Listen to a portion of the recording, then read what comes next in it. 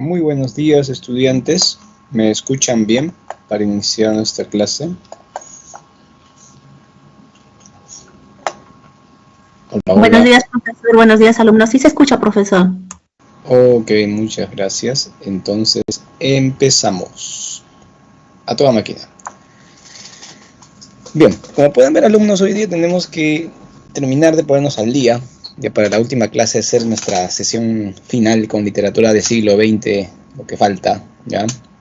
Hoy día vamos a hablar del realismo peruano, que es un movimiento literario desarrollado en la última parte del siglo XIX.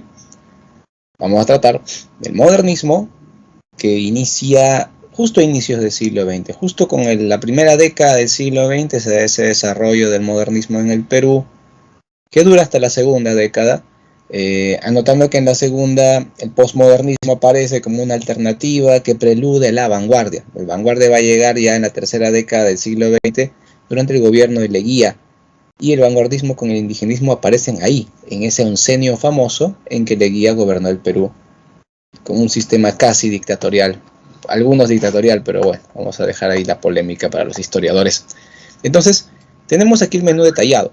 En el realismo peruano, vamos a hablar de Clorinda Mato de Turner, de Manuel González Prada, ¿ok? Cada uno con su obra más famosa. En el caso de Clorinda Mato es Avecinido, que es una novela.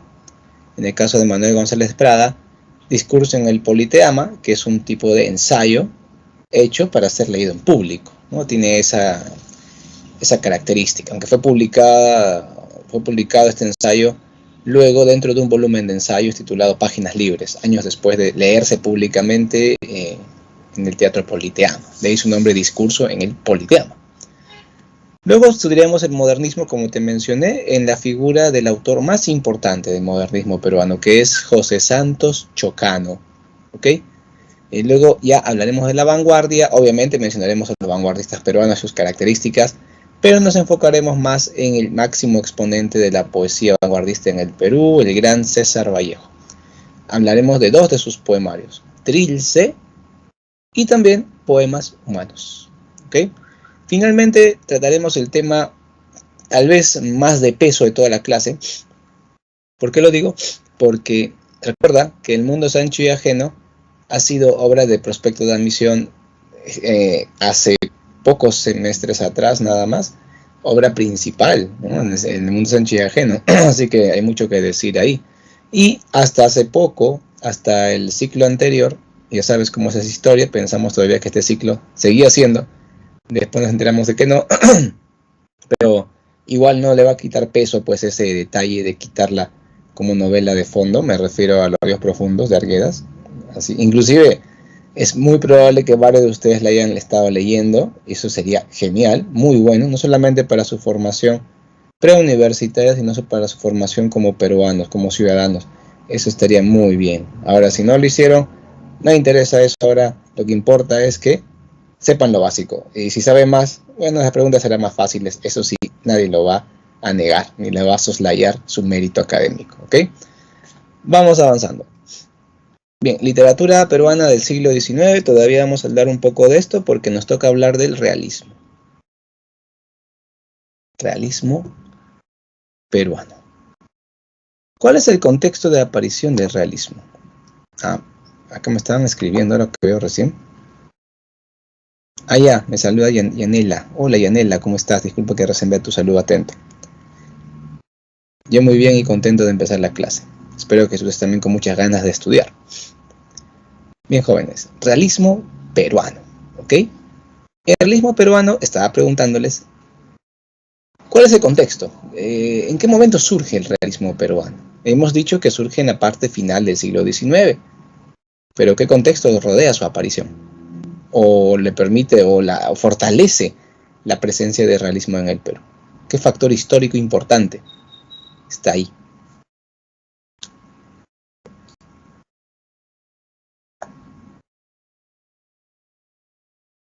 La guerra con Chile.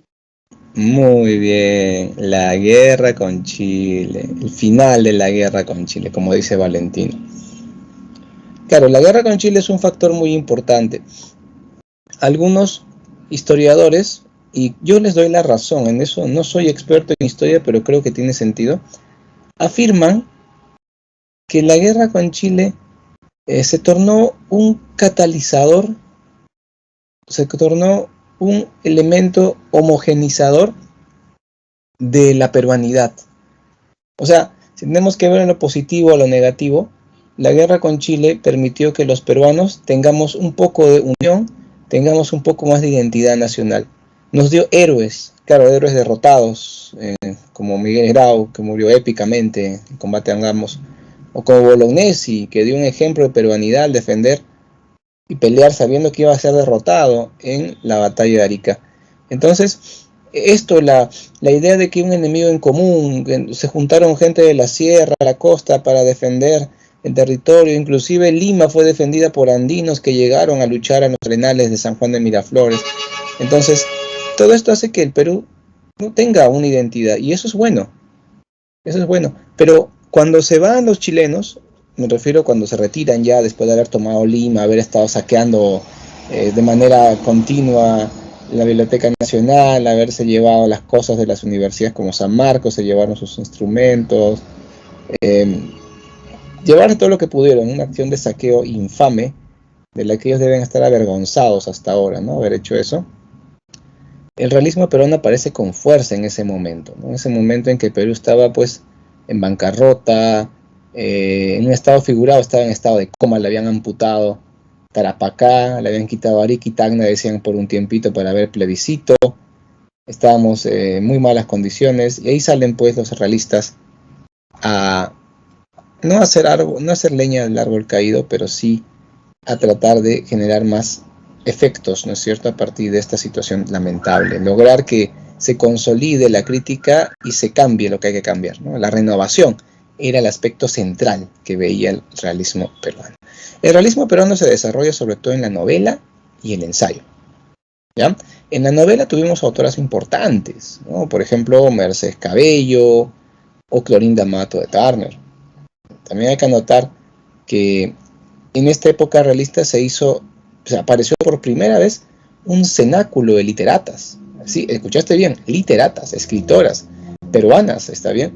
Claro, la líder de este grupo fue una argentina llamada Manuela Gorriti, una activista cultural que llegó acá al Perú, ¿ok? Y ella juntó en su casa, que queda por el centro de Lima, por el lado de Azángaro. Si hoy en día donde está esa calle de los bancos, no sé si ustedes conocen, es una paralela a Bancay, a una cuadra, 2 cuadras de Bancay, por ese lado quedaba su casa, a unas cuadras de la Plaza de Armas. Ahí reunió a la ancashina Teresa González de Fanning, a la cusqueña Clorinda Mato de Turner y a la moqueguana Mercedes Cabello. Entonces imagínate, ¿no? Eran chicas que han sido escritoras muy reconocidas, y Manuela Gorriti era un tipo de feminista decimonónica, ¿ok? Y estas chicas también eran, pero eran feministas en el buen sentido, ¿no? En el buen sentido. Por ejemplo, permitían que haya hombres en sus reuniones, ¿no? Claro, hombres open mind, ¿no? Como González Prada, por ejemplo, que iba, ¿no? Pero yo voy a eso, ¿no? Que la mujer no es tanto que tenga que odiar al hombre, decir que el hombre debe desaparecer, que el hombre es malvado, no, sino que irse contra el sistema y tratar de cambiar las cosas. Eso es feminismo, ¿no? No el odio, no la desconfianza, no el desprecio, o sea, ese feminismo agresivo, aniquilador, no me parece adecuado, ¿no? Genera odio en la sociedad, resentimiento exacerbado. Pero bueno, Clorinda Mato, ya sabes, entonces fue una importante novelista y también fue una integrante de un cenáculo literario de chicas, de literatas. Increíble, ¿no? Eso suena muy interesante, muy motivador, ¿ok? Clorinda Mato de Turner nació en Cusco. No convivió en Ayllu, no conoció la cosmovisión andina de una manera profunda. Más bien su familia trató de que ella tenga una educación que la aleje de ese mundo. Inclusive muy jovencita le hicieron casar con un inglés, ¿okay? Un empresario inglés que se dedicaba al negocio de rescatista de lanas. Este negocio daba buenas ganancias. Clorinda inmediatamente empezó a participar con su esposo del negocio. Los padres de Clorinda, eran pequeños propietarios, algo así como pequeños hacendados, para que me entiendas, ¿ah? O sea, tenían chacras, no en gran cantidad, pero tenían lo suficiente para asegurarse una subsistencia y una holgadez económica, ¿ya? Así que su hija fue educada y luego le hicieron casar con un inglés, ¿ya? Hola, Diego, ¿cómo estás? Entonces, claro, ella en realidad no se llamaba Clorinda Mato de Turner, ¿ah? Ese era un seudónimo. Ella se llamó en realidad Martina Torres Matos, ¿ok? Entonces era Martina, sí. Lo que pasa es que el inglés, su esposo, le decía de cariño Clorinda. O sea, my Clorinda, my Clorinda. No sé cómo hablar el gringo, la cosa es que le decía Clorinda, ¿no? En vez de decirle mi gatita, mi osita, mi cuchicuchi, le decía Clorinda. No sé por qué el gringo le llamaba así, ahí sí averigüen ya, porque no me he enterado por qué le llamaba Clorinda. Ahora, durante la guerra con Chile, Clorinda pierde a su esposo, o sea, fallece el inglés.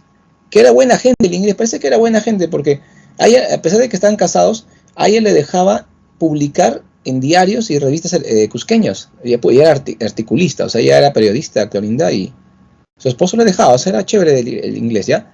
Y no tuvieron hijos. Otro detalle, ¿no? No se sabe bien por qué no tuvieron hijos.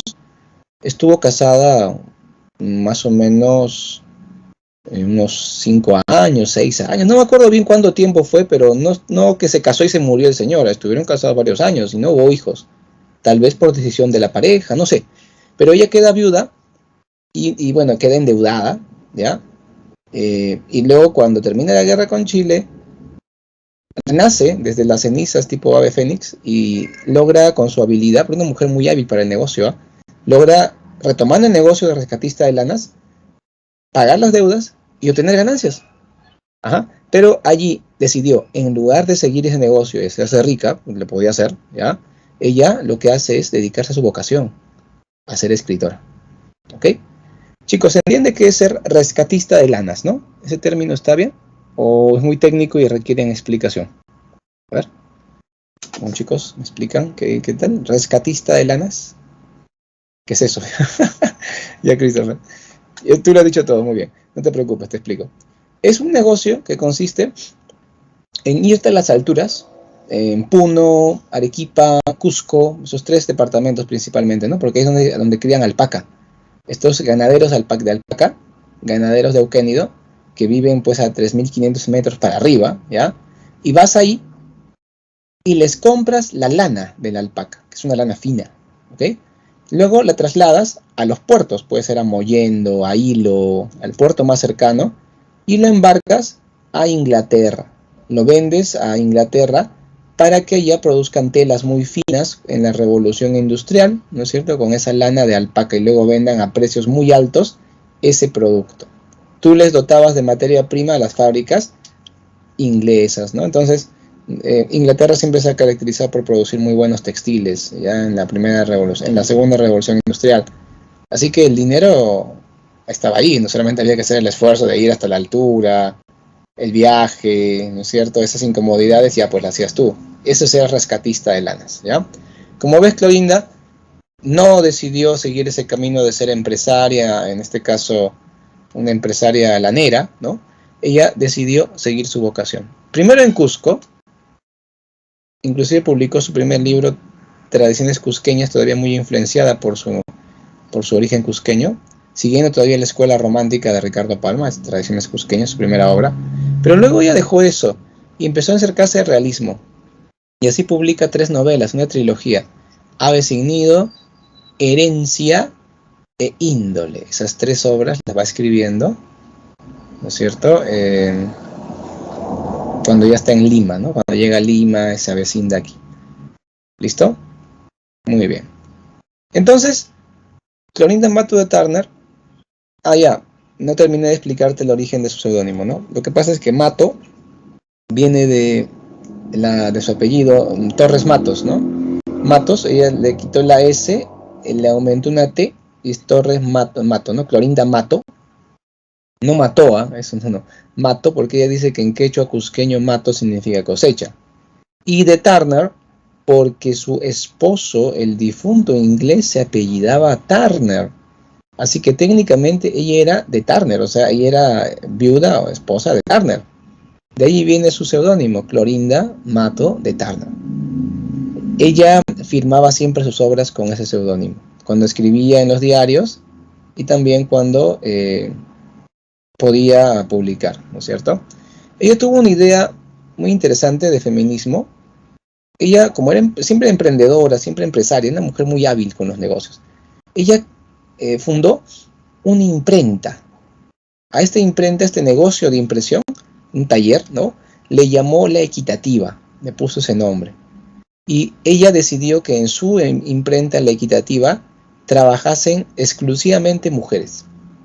O sea, todas las maquinistas, todas las operarias eran mujeres.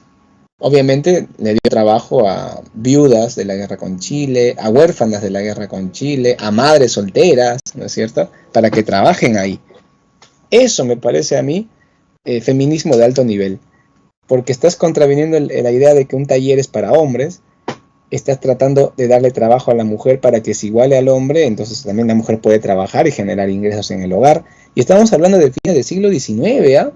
Para que veas la avanzada que era esto. Yo creo que Clorindas merece un premio por sus ideas de feminismo alturado, ¿ya? Eso es feminismo alturado. Ahora, no se quedó en solamente darle trabajo a las chicas, opinar, ¿no es cierto?, en sus ensayos, en sus artículos periodísticos. Ella también sacó sus ideas en su novela. Por ejemplo, en Aves sin Nido, ¿ok? En Aves sin Nido, y después vuelvo aquí, ¿eh? A ver, en Aves sin Nido, ustedes ya saben, pues, cómo, de qué trata la obra, estoy seguro que la han leído, o al menos conocen el argumento. Sí, ya sé, algunos que ni siquiera sabían que existía la obra, ya está bien, voy ahí. Ya, está bien. Aves sin Nido es una novela ambientada en un pueblo imaginario de Cusco llamado Quillac. O sea, este pueblo no existe, no lo vas a encontrar en el mapa, ¿ya? Se llama Quillac, el pueblo inventado. Quillac es un pueblito como cualquier otro de la época, donde los mandones, las autoridades, que son pues la trilogía del mal, o sea, también menciona esta trilogía González Prada, así como hay una trilogía del rock, hay una trilogía del mal, ¿ya? Mientras la trilogía del rock es Soda Stereo, la trilogía del mal son los notables, ¿no? Que son el gobernador, el juez de paz y el cura, esos tres malvados. No sé si ustedes recuerdan el cuadro, el dibujo, perdón, de Guzmán Pomar Ayala, que la clase pasada estuvimos viendo, ¿no? Cuando está rodeado de fieras, un indígena llorando ahí, le rodean como 6 fieras, 7 fieras. Ya, ahora es la idea en la época republicana, pero solamente son 3 fieras. El gobernador, el juez de paz y el cura. El cura es el más agresivo de todos, ¿no? La limaña más agresiva. Ahora, a este pueblo llegan los esposos Marín, Fernando y Lucía. ¿Ok? Ellos son de Lima. Lucía es una chica muy educada, no ha tenido hijos hasta ahora con su esposo, pero veremos que en el transcurso de la novela va a quedar embarazada, ¿ya? Fernando Marín es ingeniero, es inversionista, ¿está bien? Están llevando una línea del ferrocarril hasta Quillac y él está supervisando las obras porque es ingeniero y aparte está invirtiendo, o sea, es el encargado, el inversor encargado también de supervisar la construcción. Él sale temprano todos los días, ¿no?, y vuelve en la noche. Su esposa Lucía se queda en una casa que están alquilando, ¿ok? Una casa muy grande, para una mujer sola obviamente es grande, ¿ya?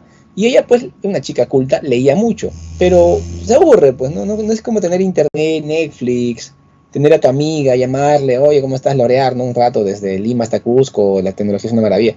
Pero ella no podía, así que se aburría mucho a pesar de que leía y pues llegaba a ejercitarse en el deporte nacional. Sí, el chismoseo. Miraba por la ventana, ¿ya? Y su ventana era un televisor, no veía la vida pasar. Un día vio una mujer muy azorada que corría, le daba pena porque estaba todo triste, la mujer se encontraba con su esposo que le recibía la comida en un ladito y se iba corriendo y todo era correr y todo era pobrecita gente como vive así, hasta que un día ella no pudo más y le habló y le dijo, hola, ¿cómo te llamas? Y ella le dijo, me llamo Marcela. Era Marcela, esposa de Juan Yupanqui, y ella, como Lucía ya le agarra confianza, Marcela empieza a contarle su vida. Y su vida es una tristeza, ¿ya? Lo que pasa es que Juan Yupanqui había perdido a su mamá hace un tiempo, se había fallecido la señora, y el cura Sebastián Pascual Vargas, le había estado cobrando por la misa. O sea, es normal pagar, ¿no?, un dinero por la misa, pero cobra caro el padre, bien caro. Y como ellos no tenían dinero en ese momento, no había liquidez, el padre les dijo, no se preocupe, ¿tienen algún bien que yo pueda tomar como prenda para asegurarme el pago? Sí, padre, sí tenemos una chacra de papa que está para cosecha. Perfecto. Me pagan normal, espero, pero si demoran mucho ya me voy a quedar con la cosecha de papa. Y si demoran mucho ya por los intereses generados me quedaré con la chacra para no perder mi dinero porque es de la iglesia. Ahora, traten de pagarme, ¿no? Y normal, les devuelvo, no hay problema. pero los Yupanqui veían que cada vez crecía más y más los intereses y no podían pagar. Marcela ante esta historia, Lucía ante esta historia estaba bastante incómoda. Decía, ¿cómo puede pasar esto? Es un cura, debería dar facilidades de pago, no empeorar como teniendo la ambición de quedarse con las tierras. Entonces, ella invita a un lonchecito a las autoridades, ¿no? A los mandones, al juez de paz, al gobernador y al cura. Bueno, este gobernador, Sebastián Pancorbo, era un hombre que tenía pésimo léxico y que a cada rato decía francamente, esa era su muletilla. Yo le llamaría muletillaza, ¿no? Porque es muy larga. Él, por ejemplo, decía, buenos días, señor don cura, francamente lo ve usted muy bien, porque francamente yo he venido francamente a decir francamente y francamente estoy aburrido de decir francamente. Así hablaba, no exagero, ¿eh? Todo es francamente, tenía una muletilla horrible, ¿ya? Las muletillas son bastante desagradables. Cuando los alumnos exponen, a veces tienen muletilla, yo les digo por su bien, extírpate ese mal, sácate la muletilla y les doy ejercicio todo para que se la quiten, ¿ya? Pero cuando expones porque estás nervioso, no sabes qué decir. Pero en una conversación, usar muletilla, qué feo de verdad. Pero bueno, se juntan los tres con la señora Lucía, les invita a su lonchecito y luego le dice, por favor padre, haga una facilidad de pago, mire que son gente humilde, que su chakra es único bien. Y los tres empezaron a rebatirla y decirle, usted no entiende bien señora, porque francamente usted recién ha llegado, ¿no? Así le dice el gobernador. El cura le dice, señora, mire, si usted les apoya ahora a ellos, los demás indios van a hacer lo que les dé la gana. Y el juez de paz, todo esto es correcto señora, es algo legal, no estamos proponiendo algo que no sea fuera de la costumbre o la legalidad, es normal que haya una prenda, que haya intereses, es normal, no estamos haciendo nada que sea contra la ley. Entonces, ella ve que no le quieren ayudar y se pone muy triste y recurre a Fernando. Pues cuando Fernando llega en la noche, le dice, mira que esto pasó, que conocí a esta señora Marcela, que es su esposo, que esto que el otro, que esto que el otro, y esto que el otro. Y al final Fernando, ¿y yo qué? Que quisiera que hables con los notables para que de una vez arregle este problema de la deuda. Pero mujer, estoy ocupado, mañana volamos un cerro. Pero tú sabes cómo son las chicas, ¿no? Te inquietan, te dicen, ay, que hazlo por mí, que no sé, ya. Entonces Fernando tanto le molestan, ya no quiere quedar mal con su señora, no quiere que esté molestando en la casa a la hora de descansar, así que va y se junta con los tres y les dice, señores, disculpen, me llamo Fernando Marín, soy el encargado del tren, dígame, ¿cuánto deben los Yupanqui? Y el cura saca su calculadora, ¿no? Debe tanto más cuánto más IGB con ITF, 18%, ya, tanto, vale, da la suma. Ah, con intereses más, vale, súbate. Y Fernando Marín ve la suma, allá, saca su billetera, cuenta los billetes, acepta depósito, tal vez o quieren efectivo o yapeo. Y el cura, bueno, siempre cobramos en efectivo, ¿no? Ahí tiene, le dio la plata, ¿no? Y está. Gracias, y se va. Entonces, los notables se incomodaron, ¿no? Porque ellos empezaron a hablar, ¿no? Sebastián Pancorbo empezó a decir, porque francamente, este señor, francamente, ¿qué tiene que hacer acá, francamente, y meterse en estos asuntos? Porque francamente es un foráneo, francamente no tiene por qué estar acá, así que francamente estoy aburrido, sí, francamente, ya. Entonces, el juez de paz y el cura, sí, ese señor ya no, pues ya está metiéndose en temas que no le competen. Y el cura dice, hay que deshacernos de esa gente antes de que hagan más cosas y nos generen problemas. Y el cura es el más maquiavélico, ¿eh? Él planea un engaño. Él dice, una noche voy a decir que han robado las joyas de la iglesia, entonces los bienes, el oro, la plata que tiene la iglesia, y voy a decir que se han ido por el lado de la casa de los Marín, y voy a hacer que apedreen la casa, y de esa manera vamos a matarlos, porque todo el pueblo va a ir a meterle bala a la casa de ellos diciendo que ellos son los ladrones, o que se han escondido de los ladrones, porque la gente en la sierra odia los robos sacrílegos, ¿sabes? Hay dos cosas que la gente en la sierra odia mucho: los robos sacrílegos y a los abigeos, o sea, el que roba ganado. O sea, que si tú eres abigeo en el mundo andino o eres un ladrón sacrílego, te pueden hasta ejecutar, o sea, te pueden matar el populacho, te pueden colgar o te pueden apedrear porque odian a la gente que roba ganado y odian a la gente que se roba sus joyas de sus iglesias. Así que tengan cuidado, chicos, cuando vayan por allá, no vayan a confundirlos con eso y te vaya mal. ¿Ya? Yo sé que no lo van a hacer, pero podrían confundirlos por algún motivo y te van a tratar muy mal. Entonces, así es el plan. Hasta esto, Juan Yupanqui y Marcela están muy agradecidos con los esposos Marín. Ellos dicen, vamos a ser sus servidores de ustedes hasta que paguemos la deuda, ¿no? Con nuestros servicios.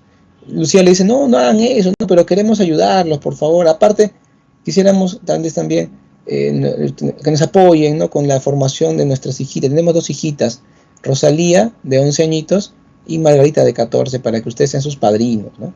Lucía, ay, qué lindo, no tengo hijita, ya va a tener a 2 hijitas. O sea, se emociona, ¿no? Y Fernando, bueno, si tú quieres, ¿qué me queda? ¿No? Ya Fernando, pobrecito, está ocupado.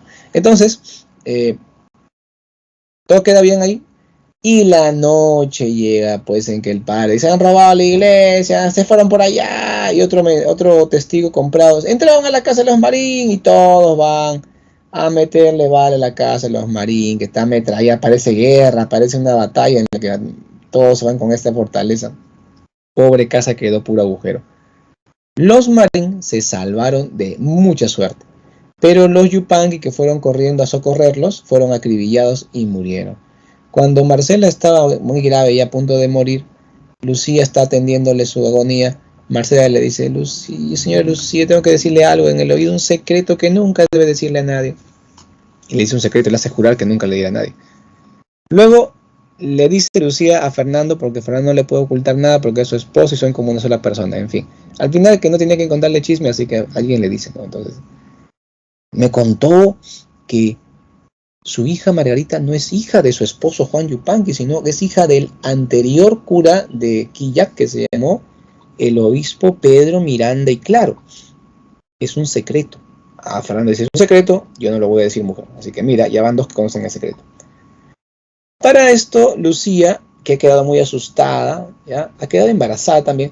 Entonces, le ha hecho mucho daño a su embarazo este susto, y ella tiene que alejarse del Quillac porque Quillac es un lugar que le trae recuerdos muy, muy melancólicos, ¿no? La muerte de los Yupanqui, casi los acribillan, entonces tienen que irse por el bien de su embarazo. Y se van a llevar a sus 2 ya casi ahijaditas, Margarita de 14 y Rosalía de 11. Recuerden que la hija del obispo Miranda y Claro, eso es un secreto, es la niña esta, Margarita, de 14. Entonces llega al pueblo Manuel, el hijastro del gobernador, francamente Pancorbo, ¿ya? Sí. Este señor tendrá todos los efectos que quieras, hasta habla horrible, pero eso sí, era un buen padrastro, se portaba bien con Manuel. Sebastián Pancorbo llegó al pueblo de Quillac hacía muchos años, nombrado como gobernador, autoridad máxima, pero con una educación paupérrima y con pobreza, o sea, era un hombre pobre. ¿Cómo llegó a ser gobernador? Tuvo suerte que un conocido lo nombró en un momento y se quedó con gobernador, pero no tenía dinero, así que cuando llegó al pueblo de Quillac tenía el poder político, pero era misio.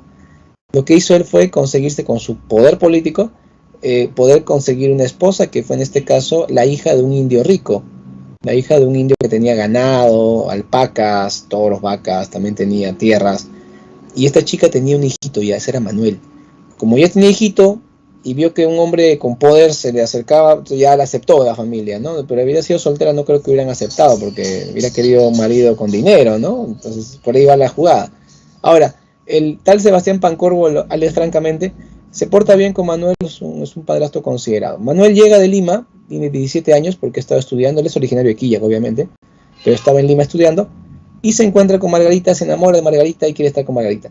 Pero Margarita se va a ir a Lima porque se va con su madrina, ¿no? Se la están llevando para que también sea educada ella y se aleje de la ignorancia y la maldad de la sierra. Así mira, así satanizan el mundo andino, porque ahí la mujer es abusada por el cura, las personas son explotadas por las autoridades económicamente. A ver. Entonces, se van hasta Cusco, a la ciudad de Cusco, y en el hotel, porque están de pasada, llega Manuel con su peluche gigante, con su ramo de rosas rosado bebé. Ese es un ramo infalible, alumnos, ¿eh? Porque la chica, cuando llevas un ramo de rosas, le puedes llevar cualquier color, te puede chotear ya, pero el ramo rosado bebé no, porque despierta su instinto maternal. Dice, qué lindas rositas, no tienen la culpa que las traiga un patán como tú. Así que las rosas rosado bebé, secreto, jóvenes. Ya, ok, sigamos. Entonces, va y se declara y pide la mano de la chica a los padrinos, porque no hay papás. Ahí es que Lucía se entra en shock, ¿no? Y dice, no, no se pueden casar, no, pero no se los puedo decir, yo no puedo soportarlo, Fernando, hazlo tú. Y Fernando, pero mujer, ¿yo qué tengo que ver acá? Tú eres la que ha aceptado ser madrina. No, Fernando, dilo tú porque yo no puedo. Y ya Fernando tiene que decir, ya chicos, ustedes son hijos del mismo cura, ya no molesten, ya no se pueden casar, o sea. Y los chicos quedan en shock también. Ella dice, hermano, él dice, hermana, y se abrazan. Y la voz del narrador dice, pobres aves sin nido. Fin. Ya sé que parece una historia de la Rosa de Guadalupe, ya lo sé chicos, no tienen por qué restregármelo, no es mi culpa, así es la autora. Inclusive mucho se comenta que esta novela todavía, por la forma en que está narrada, más parece una novela romanticista, pero la actitud de denuncia que tiene y sobre todo la búsqueda de la verosimilitud es lo que hace una novela de realismo. Aunque, repito, el estilo, medio el argumento, medio Rosa de Guadalupe, parece una novela de romanticismo. Es una novela intermedia, ¿no? Entre el romanticismo y el realismo. Pero como las demás novelas de Clorinda Mato, como Indo, la herencia, son más realistas, y este inicia esa trilogía, y aparte la intención es denunciar el abuso al indígena sistemático de la autoridad y también el abuso a la mujer de parte del cura, todo esto la convierte en una obra realista, ¿no? Le da pesa más el realismo. Ese cura todo un loquillo. Acá miren, Clorinda Mato por esta defensa es una precursora del indigenismo. Muestra una postura anticlerical, obviamente, porque se está oponiendo al abuso de la iglesia, el abuso del cura hacia la mujer andina, visión paternalista porque piensa que la educación es la única forma de solucionar todos los problemas. Esto es muy positivista, muy del siglo XIX. Defensa del indio y la mujer. Te cuento que Ave sin Nido fue una novela proscrita por los sectores conservadores en el Cusco y Lima. A la autora la insultaron en la calle. Los escritores conservadores la insultaban y la ofendían en diarios. Insinuaban que era una mujer infértil y amargada porque no tenía hijos y decían que no tener hijos en ese tiempo denigraba a la mujer. Imagínate qué tal nivel de machismo e ignorancia. Y también criticaban mucho su acento, porque ella como era andina, cuando hablaba castellano, su castellano estaba influenciado por el quechua, y eso hacía que tenga un castellano andinizado, ¿no? Y decía, mesmamente señor, o sea, ese dejo, ¿no? Y eso le criticaban. Por eso es normal, pues, porque cuando tú hablas quechua te influye en tu castellano, se llama interferencia lingüística, es un fenómeno común. En cambio, cuando llega un norteamericano, dice, hola, yo me llamo George. Entonces, qué lindo el gringo, lo llevo a mi casa. Pero cuando viene un andino, dice, hola, yo me llamo George. Oye, este serrano, que no sé cuánto. Eso es muy injusto, porque ambos, tanto el norteamericano como el hombre que llega de la sierra, tienen interferencia lingüística. Él del quechua al castellano y el otro de inglés al castellano. Entonces, es un absurdo que tú discrimines solamente por eso. Tal vez el norteamericano es un mochilero que nunca se baña, y el que llega al andino es un hijo de hacendados muy rico, que tiene caballos de paso, una persona muy refinada, pero tiene su dejo, pues porque es de su región. No hay que ser prejuiciosos, ¿ya? Ahora, Clorinda Mato de Turner era una mujer muy educada, una intelectual, ¿no es cierto? No tenía por qué soportar estos insultos. Se llevaba muy bien ella con el presidente Cáceres, porque él era ayacuchano, enaltecía el mundo andino, hablaban en quechua los dos felices, la cusqueña con el ayacuchano, así que todo muy bien. Así que con eso aguantaba el maltrato de la sociedad. Pero cuando entró Piérola, ahí le hicieron la vida imposible de manera sistemática, hasta saquearon su imprenta feminista, La Equitativa. Imagínate saquear ese lugar que era una apuesta por la mujer en el mundo del trabajo, o sea, y tuvo que irse del Perú. Ella prácticamente fue desterrada tácitamente del Perú, tuvo que irse, se fue a Argentina, donde participó en la revista El Buque Americano, y luego de unos años falleció Clorinda Mato. Falleció en el extranjero, desterrada tácitamente de su país, por haber dicho la verdad, por haber propuesto que los curas se casen para que no abusen de la mujer andina. Ahora dirás, profe, ¿pero de verdad pasaba eso? Si hacen averiguaciones, hasta Vallejo era nieto de curas, literal, sus dos papás eran hijos de curas gallegos. O sea, esa era la gran realidad, sino que la gente prefería hacerse la vista gorda y no verlo.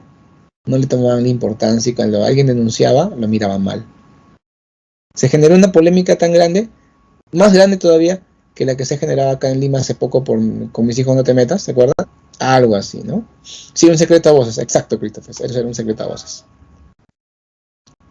Sí, de hecho, Diego, de hecho, sí. pero supongo que menos que antes, ¿no? Porque antes ya eran muy descarados los curas en la sierra. Bien, hablemos más ahora del otro autor. Perdón. Primero vamos con nuestro análisis de la novela, ¿no? Ya sabes, el tema que tenemos en Aves sin Nido, el abuso de las autoridades contra los indígenas, la crítica al clero, la violencia social, la injusticia y la solidaridad, en este caso de Lucía, ¿no? Comentario. Muestra por primera vez al indio en su orfandad, como un ser vivo y humillado. Es decir, hay un realismo, ¿no? Porque luego cuando viene el modernismo vuelve a exotizarse al indio. Vamos a ver eso un rato con los autores modernistas, ¿ya? Pero acá en el realismo peruano se ve al indio como un ser sufriente, como un ente que socialmente es oprimido, ¿no? Presenta una visión paternalista, ¿no? Hay que proteger con leyes, hay que educar a los indios para que ellos sean personas de bien, ¿no? Ya para que no abusen de ellos, ¿ya? Requiere la protección de los criollos instruidos, como Lucía Marín y su esposo, Fernando Marín. Finalmente, el discurso protector y cristiano es representado por Lucía Marín. Bien, vamos ahora con otro autor que usó seudónimo.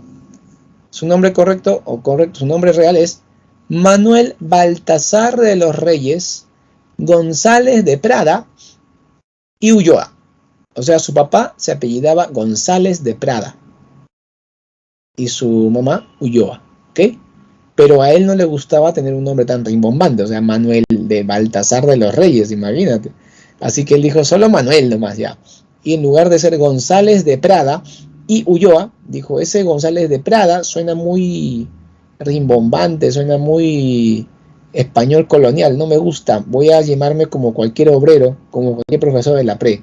Y se puso Manuel González Prada, se quitó el D y la gente piensa que su mamá era Prada y que su papá era González, ¿no? Entonces, por ejemplo, yo soy Guillermo Gutiérrez Cuadros, ¿ya? Entonces, el de Manuel González Prada, ya somos obreros o somos profes de la pre, todo bien, ¿no? Somos samarquinos, todo chévere, ya. Pero obviamente no era su nombre, era su seudónimo. Y con eso disimulaba un poco su origen, porque este Manuel González Prada provenía de una familia ilustre, una familia importante. Inclusive el papá llegó a ser alcalde de Lima, tenía bisabuelo funcionario virreinal. La familia de él estuvo un tiempo desterrada en Chile por motivos políticos, porque era una familia pues de injerencia. Y estuvo en Chile y estudió en el Colegio Inglés de Valparaíso, este famoso colegio donde se formaban empresarios. González Prada estudió en el Colegio Inglés de Valparaíso en Chile, igual que Guillermo Billinghurst, igual que Augusto Bernardino Leguía, igual que Alfonso Ugarte. Sí, varios peruanos estudiaron en ese Colegio Inglés de Valparaíso, interesantísimo fenómeno educativo, donde el curso básico era contabilidad. Imagínate. Bueno, Manuel González Prada estuvo en Chile, estudió con los chilenos y después odiaba a los chilenos, ¿no? O sea, se contradice ahí. González Prada, desde muy joven fue crítico al gobierno, crítico a la corrupción. También criticaba mucho a la iglesia. Ya su mamá le decía, hijito, no escribas esas cosas, el papá se va a molestar. Para que no le incomode a su mamá, a su familia. Y él también, que era autodidacta, que no le gustaba estudiar en un aula. O sea, él aprendió leyendo por su cuenta, hizo primaria y secundaria, pero ya no hizo universidad. Y obviamente no porque no tuviera el intelecto o la capacidad económica, sino porque no le daba la gana de que le enseñen. Él le gustaba aprender por su cuenta, era autodidacta, repito. Entonces él se alejó de Lima y tenían una casa de campo, ¿ya? Que es una casa de campo en Mala. Hay que aclarar, no es que tenían una hacienda, que eran dueños de Mala, no. Tenían una hectárea, una chacra medianita, ¿ya? Y en el medio de la chacra, una casa de campo, que tenía sótano, tenía 2 pisos. Eso tenía. Tampoco era una chocita, ya. Ahora, en esa casa de campo, él pasaba temporadas muy largas, escribiendo poemas, escribiendo artículos y cuentos, y publicando en medios de escritos limeños. También aprovechaba para, en las tardes, leer bastante y también hacer experimentos químicos en el sótano de la casa. Y también aprovechaba para en el día trabajar en la chacra. Claro, en su chacra de él y también en otras que podía. Y ahora tú dirás, profe, ¿por qué trabajaba en la chacra? ¿Que le faltaba plata? No, tenía plata la familia, él vivía ahí con el dinero de la familia. Ahora, ¿y por qué trabajaba en la chacra? Bueno, él cuenta que lo hacía porque quería desarrollarse físicamente. Como no había gimnasios en ese tiempo, entonces la única opción era trabajar en el campo, ¿no? Hacer trabajo, labores, y él trataba de fortalecerse, ¿no? Una idea interesante, ¿no? O sea, no hay gimnasio, pero salgo al campo y me pongo a lampear, a tirar pico. ahí conoció y se codeó con los peones, que eran mestizos e indígenas, que ya vivían en la costa, porque Mala es la costa, no es la sierra, pero que tenían un origen andino normalmente por sus padres, o ellos mismos eran migrantes, y a partir de conversar con ellos, pudo conocer un poco de primera mano esta realidad. Claro que nunca viajó a Ayacucho, nunca estuvo en Puno, nada. Creo que el señor llegó a Mala y a Chosica y nomás quedó, o sea, pero con ese pequeño roce que tuvo con los trabajadores, que se quedaban admirados que un limeño de familia ilustre agarre la lampa, el pico como ellos, pero les explicaba, no chicos, es que acá quiero sacar cuerpo, ¿no? O sea, o sea quiero tener un poco de físico. Entonces ellos ya, bueno, y le agarraron confianza y le contaban, ¿no? Con eso conoció un poco, aunque sea, no pues como debió ser, pero conoció un poco. Así que con estas ideas llegó a escribir una serie de ensayos y tuvo un proyecto interesante, un proyecto agroexportador, agroindustrial, que era sembrar mucha yuca en el Valle de Mala, cerca de Cañete, y producir almidón. Él llegó a exportar sus saquitos de almidón a Europa y parece que el negocio estaba bien, o sea, dijo, sí, sale, ¿no? Sale de ganancia. Imagínate, qué interesante idea. Pero llegó la guerra con Chile y arruinó todo. Arruinó todo. Él tuvo que venir a Lima, a su casa familiar, en la mansión, defendió Lima en la batalla de Miraflores y luego se encerró en su casa 2 años. 2 años encerrado para no verle la cara a los chilenos. Como tenía plata, sus empleados salían a comprar, le traían a su casa, tipo ahora la cuarentena, que estamos encerrados. Pero él estuvo encerrado 2 años, él no salió de su casa 2 años, imagínate, ¿no? Habrá leído bastante. Y luego de eso, cuando se fueron los chilenos, él estuvo encerrado durante la ocupación de Lima, ¿no? Que duró 2 años. Cuando se fueron los chilenos, él salió con su dedo acusador a acusarlos a todos. Sí, a acusarlos a todos. O sea, no dejó títere con cabeza, no dejó muñeco con cabeza, todos eran acusados. Se generó una ola, ¿no es cierto?, de críticas iniciada por él hacia los gobiernos anteriores, hacia los líderes de la guerra con Chile que no cumplieron su deber. Él tiene como texto máximo ahí el famoso discurso en el Politeama.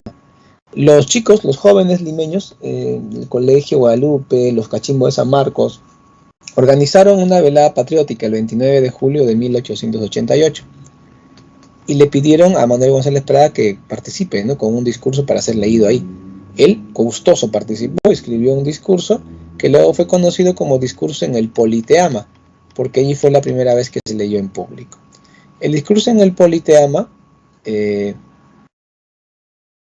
fue leído por Miguel Urbino, un chico, un orador de 14 años del Colegio Guadalupe, y fue un gran éxito.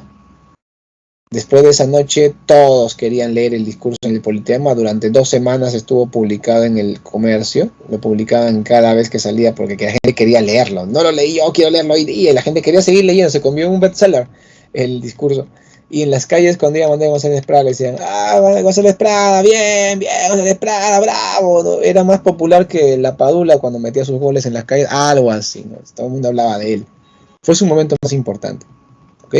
Claro que después escribió más cosas, ¿no? Pero viajó a Europa unos años, volvió, pero ya su obra máxima fue esa, ¿no? El discurso en el Politeama.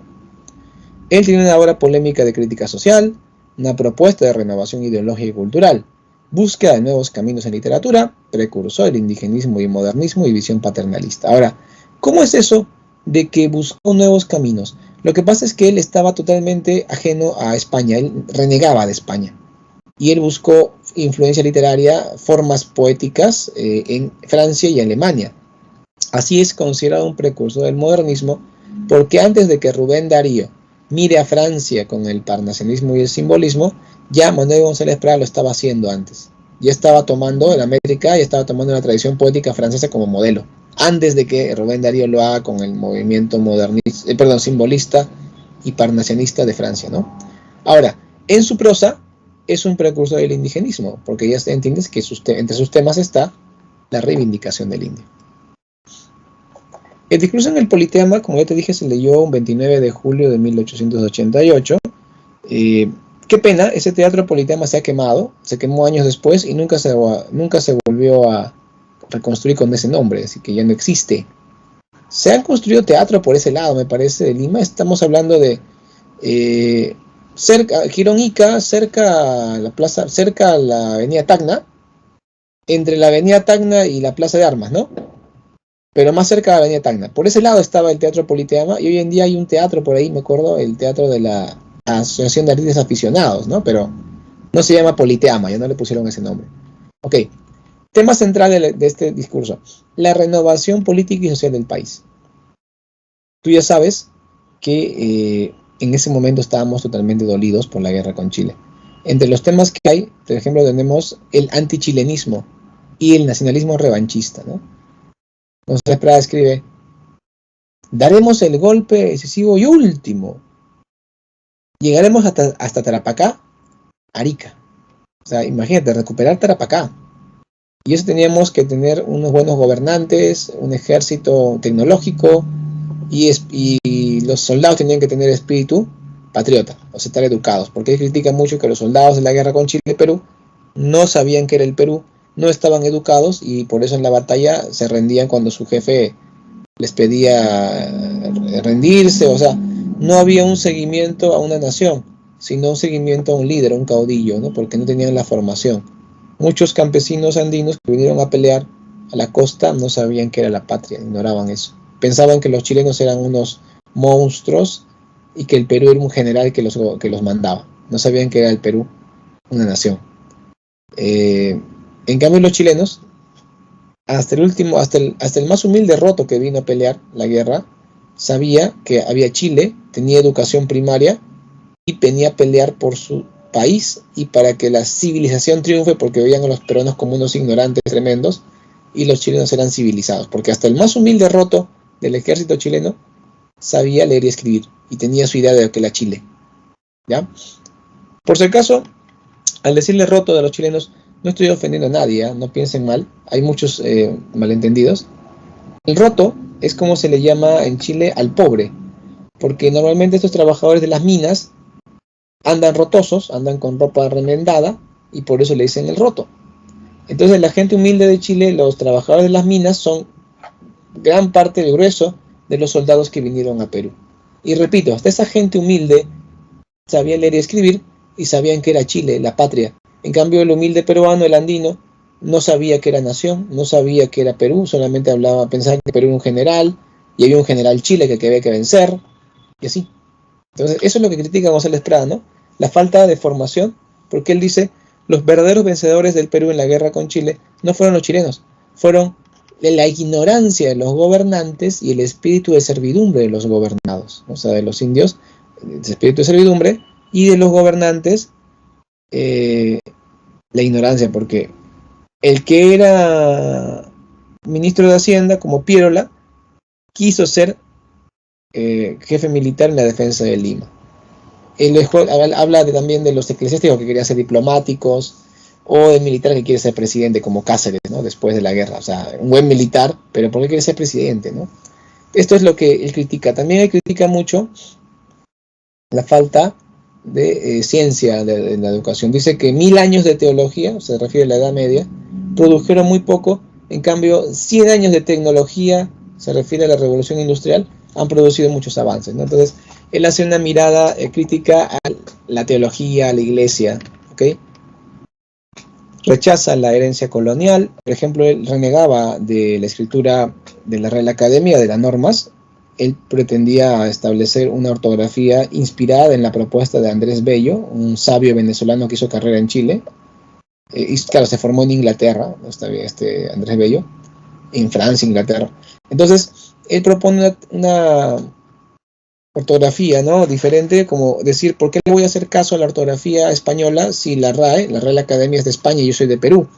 Así él escribía, en lugar de usar la Y, ¿no?, usaba la I latina, y por ejemplo, en lugar de la G usaba la J.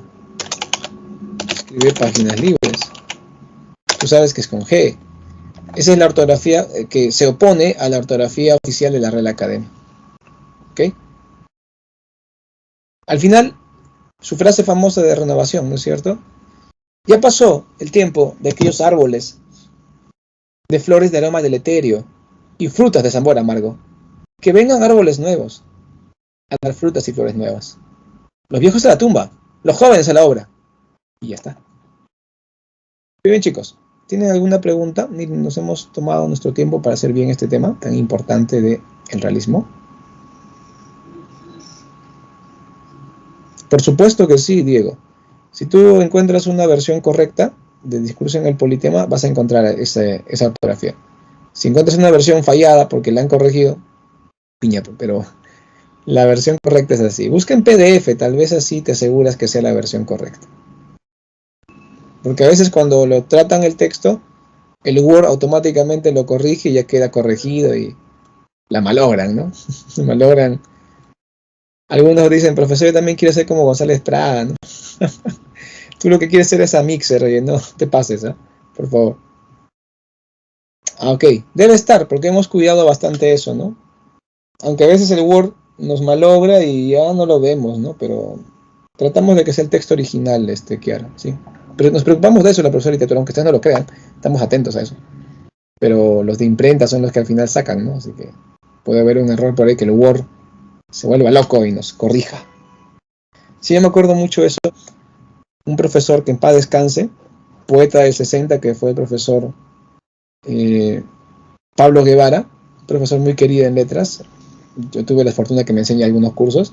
Él era poeta y decía, cuando escribo en el Word me malogra mi poema, me para corrigiendo mi poema. No puedo, el Word es enemigo de la poesía, decía el profesor, y sí, tiene mucho sentido. El Word es enemigo de la literatura a veces. Acabas de aprender que es a Mixer. Ok, sigamos, chicos, vamos con el modernismo peruano. A ver, primero, el modernismo peruano es obviamente un desarrollo a partir del modernismo iniciado por Rubén Darío con Azul en 1888. ¿Okay? Se desarrolla desde inicio del siglo XX y el momento más importante del modernismo peruano es la publicación de Alma América, ¿no es cierto? Un poemario de José Santos Chocano Gastañodi. José Santos Chocano, limeño de nacimiento y según él descendiente de una familia de españoles, okay, según él, ¿no? Según su árbol genealógico que él investigó, tuvo muchos problemas en su vida porque fue un hombre muy soberbio, muy egocéntrico. Me parece que la comparación es correcta. A su lado Alan García era humilde. Saca tu cuenta, ¿ya? Sí, a su lado Alan García era humilde. Entonces, José Santos Chocano era el típico personaje que embauca, ¿no? Engaña y que te saca dinero y después se va con la plata también. Tenía esa mala costumbre. Esta mala costumbre tenía. Un tiempo salió de Perú por problemas políticos y se fue a Chile, y en Chile estafó, se fue después a España como diplomático. Como diplomático en España llegó y se hizo amigo de importantes personajes de la época. ¿Okay? Bueno, Chocano ha sido un tipo muy polémico, ¿eh? Muy polémico. Allá en España conoció a Benito Pérez Galdós, el famoso novelista español. También se hizo amigo de Miguel de Unamuno, el líder de la generación 98. También conoció a Manuel Machado, el máximo exponente del modernismo español. Y también se hizo amigo de Marcelino Meléndez y Pelayo, este famoso investigador literario. ¿Okay? Uno de los mejores críticos literarios del siglo XX de España, ¿no? Importantísimo intelectual, historiador. Así que con todos estos amigos, Chocano estaba feliz allá y publicó allá en España su obra cumbre, Alma América, un poemario de gran calidad. Vamos a hablar de él en un momento. Pero antes hablaremos de otros autores como Clemente Palma y Ventura García Calderón. Estos autores ya no son poetas, son cuentistas. Clemente Palma fue hijo de Ricardo Palma y él fue el que inició en el Perú la tradición de los cuentos de ciencia ficción y cuentos de terror. Los cuentos, sí, medio oscuros, ¿no es cierto? O ciencia ficción, o bien estos cuentos vinculados con el terror a veces. Siguiendo la estela de Edgar Allan Poe, por cierto, ¿no? Los libros más importantes de Clemente Palma son Historietas malignas y Cuentos malévolos, para que veas por dónde va su narrativa. Muy bueno, ¿eh? Lo recomiendo bastante a Clemente Palma. Inclusive en sus obras habla de la drogadicción, la decadencia moral de la élite limeña, algunos de sus temas, ¿no? Por otro lado, Ventura García Calderón, hijo de Francisco García Calderón, por cierto, importante político peruano, fue nombrado muy joven, Ventura García Calderón, diplomático en Europa y estuvo en Francia mucho tiempo. Allá hizo su carrera como literato. Obviamente escribió en castellano, libros de cuentos como La venganza del cóndor o cuentos peruanos. Estos libros le dieron una gran fama porque permitían a los europeos conocer el Perú. Lo gracioso es que en su literatura él utiliza mucho la fantasía, o sea, es una literatura fantástica. Pero claro, él habla de la selva, de la sierra, de las montañas, del cóndor, la anaconda. Y los europeos dicen, oh, el ser peruano al saber, ¿no? O sea, asumía que como él era peruano, todo lo que él reflejaba en sus cuentos era realidad. Y obviamente Ventura García Calderón, creo que no había ido más allá de Ñaña o de Atevitarte o la entrada de Huachipa, no subió más. Así que no conocía nada del mundo andino ni nada de la selva, solamente por referencias y mucha imaginación suya. Por ejemplo, en sus cuentos sale que los niños selváticos crían anacondas como si fueran mascota, como si fuera un perrito, un gatito. También sale en sus cuentos que los indios pueden comunicarse de manera misteriosa y mágica con los cóndores para que el cóndor mate al hacendado malo que abusaba del indio. O sea, de verdad, profe, de verdad. O sea, este Ventura García Calderón tiene una imaginación alucinante, ¿ya? Y obviamente es muy buena prosa. Es un buen cuentista, en realidad. Inclusive fue nominado al premio Nobel, imagínate. Nominado, dije, porque si lo hubiese ganado sería espectacular y lo conoceríamos más. Pero no lo ganó. Pero lo nominaron, aunque sea, a nada. Ahora, es muy injusto que a Ventura García Calderón lo tachen de autor malo, todo porque su narrativa no refleja la realidad. Porque él era modernista, él tiene derecho a expresar lo que le dé la gana, es su opción, ¿ya? Así, claro, no sigue la línea de González Prada y Clarinda Mato, que mostraban al indio como ser sufriente, lo exotiza. Igual en Alma América, también en la poesía de Chocano pasa eso, ¿no? Ah, Diego, ¿qué te sorprendió? Que Ventura García Calderón fue el primer peruano en ser nominado al Nobel de Literatura. Eso es lo que te sorprendió. Ah, ok. Ya sabes, apunta para tu libro. Pero no lo ganó, obviamente. Si lo hubiera ganado, ya bueno, estaríamos hablando de otra cosa, ¿no? Sería muy famoso Ventura García Calderón. Más famoso de lo que es y merece, creo, ¿no? Debería ser más famoso. En fin, vamos con el gran Chocanito. José Santos Chocano, como ya te dije, destacó mucho con su poemario Alma América. Luego de ese triunfo, volvió a América, pero ya no a Perú, porque acá creo que tenía muchas deudas, y estuvo en Centroamérica. Fue secretario del famoso revolucionario mexicano Pancho Villa, imagínate. Y luego estuvo en Guatemala como secretario de Estrada Cabrera, un siniestro dictador. Justamente de ese dictador y de su gobierno dictatorial tan terrible es lo que nos habla el señor presidente de Miguel Ángel Asturias. Cuando Estrada Cabrera cayó, Chocano fue encarcelado. Chocano era su montesino de Estrada Cabrera, imagínate, le tocaba ser fusilado. Ya le iban a fusilar, ya, ¿no? Creo que, bueno, en fin, tal vez, ¿no? Una opción, ¿no? Pero, bueno, no llegan a fusilarlo porque llegan desde España cartas, ¿no? La carta del rey de España, de Unamuno, Marcelino Menéndez y Pelayo, Benito Pérez Galdós, la People, Manuel Machado, lo arroparon, no, que por favor, que no lo maten, es medio enfermo, pero no lo maten, o sea, bueno, le perdonaron la vida. Sí, hasta el rey, yo tengo entendido que consiguieron que el rey de España apoye, ¿eh? O sea, el rey te escribió, oye, no el rey, no, acá, que derroche, no, si matamos el rey se va a molestar, o sea, claro, siempre el rey de España. Yo me acuerdo que cuando un día estaba conversando con un profesor de historia de San Marcos, un catedrático de historia, él me dijo que había hecho su doctorado en historia en España, en la Universidad de Sevilla. Yo, qué bacán, le dije, ¿no? Y me dijo, sí, pero hasta ahora no me dan mi diploma, porque demora muchos años en sacar el diploma en España. ¿Que más que acá? Sí, demora más que en Perú. ¿Y por qué tanto, profe? Le dije, si España supone es un país del primer mundo. Es que tu diploma te lo firma el rey. Y hay mucha cola. O sea, si tú haces tu doctorado, tu posgrado en España, tu diploma sale con la firma del rey de España. Por eso demora años en salir. Y si el profe estaba haciendo su doctorado en Perú para sacarlo al toque y el doctorado de España que quede como adornito, como historia, ¿no? Pero en fin. Así que ya sabes, el rey. Así que con una carta del rey, Chocano estaba pues arropado y lo salvan y viene a Perú. Llega justo cuando estaba gobernando Leguía. Y Leguía le gustaba que le tiren flores y Chocano le gustaba tirar flores y se juntaron, ¿ya? y le hicieron una ceremonia fastuosa como poeta nacional del Perú con corona de oro incluida, corona de oro macizo, ceremonia inmensa con público ahí para que él recite.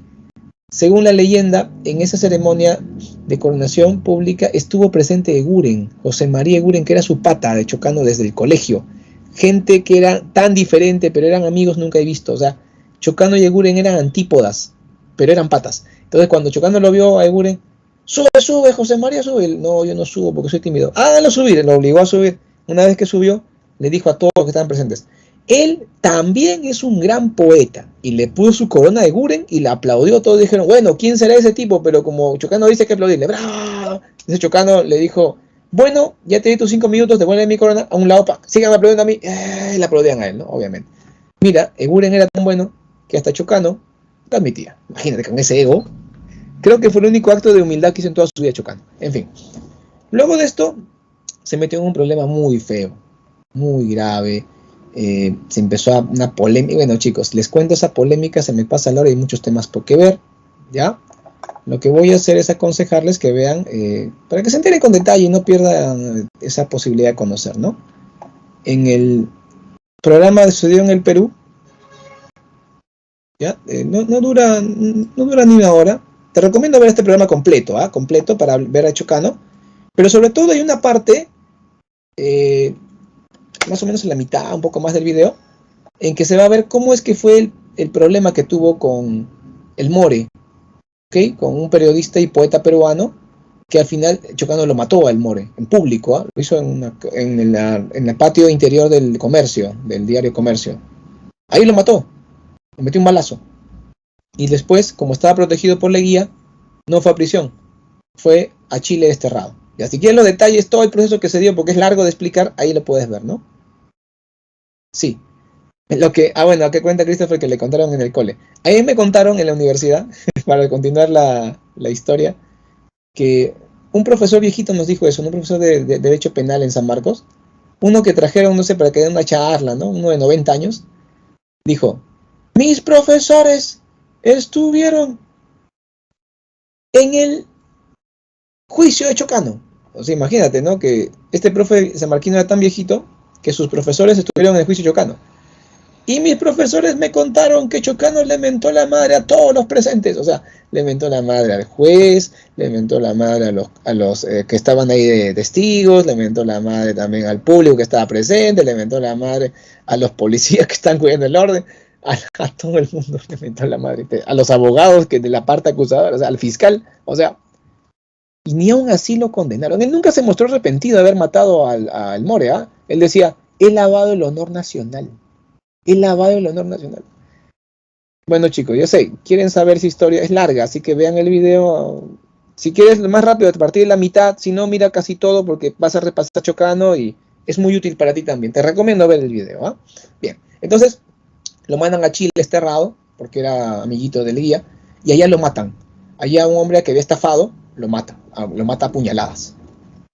Luego traen su cadáver a Perú y lo entierran en el presbítero maestro en 1 metro cuadrado de pie, como él pidió.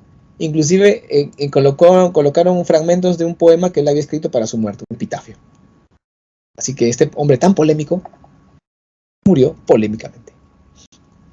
Alma América. Este poemario fue publicado con el subtítulo de Poemas Indo-Españoles.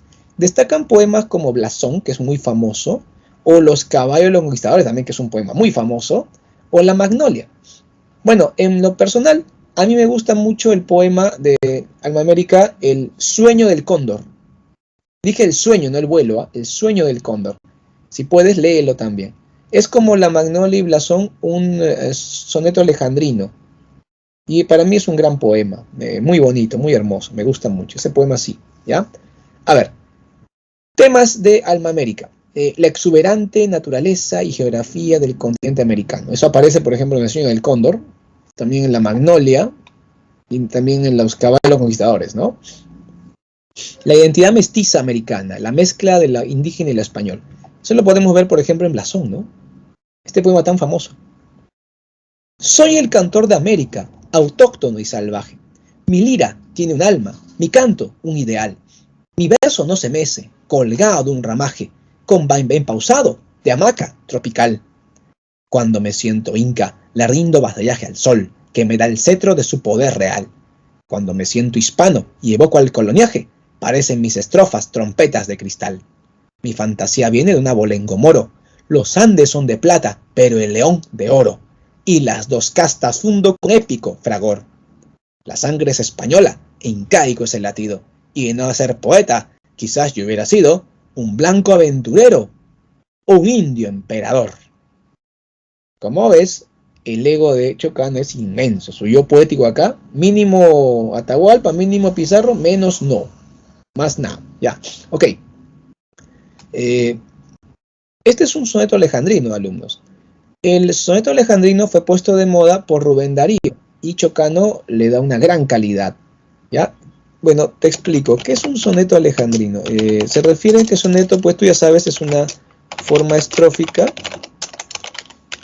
de 14 versos. Tú has conocido el soneto del endecasílabo, el clásico, el de 11 sílabas, los versos, pero este es un soneto de versos de 14 sílabas. El verso de 14 sílabas métricas se llama tetradecasílabo.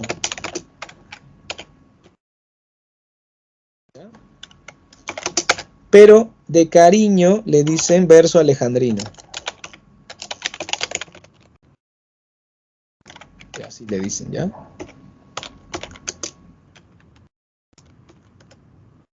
Le llaman alejandrino el tetradecasílabo. Porque en la Edad Media salió un poema de Alexander que estaba hecho en tetradecasílabos, ¿no? Y de ahí se dijo, el verso de Alexander, el alejandrino, ya, dijeron el alejandrino, por eso, ¿ya? Bueno, acá tenemos otro ejemplo, la magnolia. Muchos alumnos, cuando ven esta explicación de aquí, y ven ahí qué cosa es la plasticidad de las imágenes, ¿no? Los alumnos se trauman, ahí, ¿qué es eso? ¿Qué es eso de plasticidad? Así que chicos, yo voy a desmitificar esa frase ahora. Imagen plástica o plasticidad de la imagen no es un término que nosotros los que estudiamos literatura usemos habitualmente, ¿ah? No es un término común, un término que usamos, no.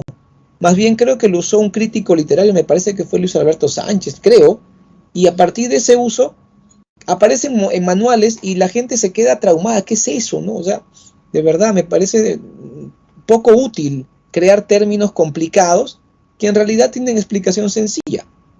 A ver, te lo pongo en el chat. ¿Qué es imagen? Una imagen no es una descripción, es crear una imagen con palabras. Eso es una imagen en poesía. Y también puede ser en prosa. ¿Está bien? Por ejemplo, el locus amoenus es la descripción de un lugar bonito en la naturaleza. Ya pues, esa es una imagen. El locus amoenus es un tipo de imagen porque es descripción. Ahora, ¿a qué se refiere con plástica? Plástica se refiere a útil, fácil de usar. En este caso, fácil de leer. Entonces, imagen plástica sería algo así como una descripción bonita que se lee fácilmente y que no es necesario que hagamos una interrupción en lo que estamos escribiendo, sino que fluye la descripción. Una descripción primorosa, muy bien hecha. Es imagen plástica. Por ejemplo, aquí en la Magnolia hay un montón de imágenes plásticas. Mira, acá hay imagen plástica. Estoy subrayando donde haya. Todo esto es imagen plástica, porque está describiendo a la magnolia. Y luego acá también. Ya. Todo eso que está en rojo, o sea, el 70-80% del poema es imagen plástica. Sí. Vamos a leerlo. En el bosque, de aromas y de músicas lleno, la magnolia florece delicada y ligera, cual vellón que en las zarzas enredado estuviera, o cual copo de espuma sobre el lago sereno. Es una ánfora digna de un artífice heleno, un marmóreo prodigio de la clásica era, y destaca su fina redondez a manera de una dama que luce descotado su seno. No se sabe si es perla, no se sabe si es llanto, hay entre ella y la luna cierta historia de encanto, en la que una paloma pierde acaso la vida, porque es pura, y es blanca, y es graciosa, y es leve, como un rayo de luna que se cuaja en la nieve, o como una paloma que se queda dormida. Útil, yo hubiera puesto descripción primorosa, descripción primorosa. Yo creo que ese va más, ¿ah? Descripción primorosa, descripción fácil, agradable de leer. Agradable, eso es. Sí, es muy bonito la magnolia. Sí, muy bonito. Pero como ves, utiliza mucho la imagen, ¿no? En este caso, la imagen plástica. Así que, chicos, no se obsesionen con ese término, ¿no? En realidad no estoy de acuerdo que la literatura sea así, ¿no? Yo no quiero ser como los abogados. El abogado usa términos muy complicados y normalmente no los explican, ¿ah? Porque es parte de su léxico que los hace especiales. Por ejemplo, te dice, la demanda corre traslado. Y tú, ¿what? ¿A quién va a correr? ¿Qué quiere decir corre traslado? Que ha sido aceptada y sube al siguiente nivel en el proceso, ¿no? Pero corre traslado, o sea, ya pues, no, los literatos deberíamos ser gente que hace que la literatura se entienda mejor. Y eso de imagen plástica no ayuda, de verdad, no ayuda. Pero bueno, ya te expliqué y espero haber ayudado más para que no tengas dudas sobre ese punto. Bien, ya sabes, ¿ah? Torrencialidad de imágenes, facilidad de locución, sonoridad y ritmo. Eso sí, maneja muy bien la parte formal Chocano, muy bien. Plasticidad de imagen, ya vimos descripciones primorosas, muy bien hechas, muy agradables. Descripción de la belleza del paisaje. Bueno, si quieres un poco eso, lo puedes ver en el Sueño del Cóndor, búscalo, vas a ver, es un poema hermoso, ¿ya? Evocación del pasado histórico con un aliento épico, sobre todo en los caballos de los conquistadores, ¿ok? Une el tono neorromántico porque igual que Pablo Neruda, él está eh, retomando la exaltación de la naturaleza, ¿no? Algo del romanticismo, está retomando eso, con la precisión del parnasianismo. El parnasianismo es uno de los elementos importantes del modernismo. Chocano se enfoca mucho en el parnasianismo. El parnasianismo trabajaba la parte formal del poema, o sea, el verso, la sonoridad, el ritmo, la rima, y eso es lo que él también se enfoca bastante. Así que con los recursos técnicos del parnasianismo, Chocano logra una poesía popular, una poesía que suena muy bien y que a la gente le gusta escuchar. Así que se convierte en un poeta para el hombre de la calle, diferente a Guren, que era un poeta de poetas, un poeta para el crítico literario. Muy bien. Ah, por cierto, los que vayan a ver el video que les pasé de Chocano, hay una parte en que se hace un debate, ¿no? Mariátegui no opina muy bien de Chocano, lo toma como un poco alienado, que está influenciado por Francia, que obsesionado con la colonia, con España, ¿ya? Y en cambio, Marcos Martos, un importante poeta peruano de la generación del 60, presidente de la Academia Peruana de la Lengua, decano de la Facultad de Letras de San Marcos, ¿no? Él más bien lo defiende un poco a Chocano, dice, no es tan alienado, y vamos a ver ese pequeño debate en el video también, muy interesante, ¿eh? Cuando hablan de la poesía de Chocano, eso está también casi a la mitad, así que vean completo y estudien más a Chocano, es interesante el video que se hizo ahí con buenos datos biográficos, con opinión de expertos, historiadores, poetas, críticos, ¿ya? Así que les encargo mucho eso. Bien, vamos avanzando, estamos llegando a la mitad de la clase. Bien, chicos, ya estamos más de las 9. Yo voy a tomarme un poquito de agua tibia. Mi garganta está un poco inflamada, disculpen. Voy a tomarme 2 minutitos de receso. Espero que también ustedes aprovechen para estirar las piernas. 9:15 retomamos, ¿ya? 9:15 en punto, por favor, rapidito.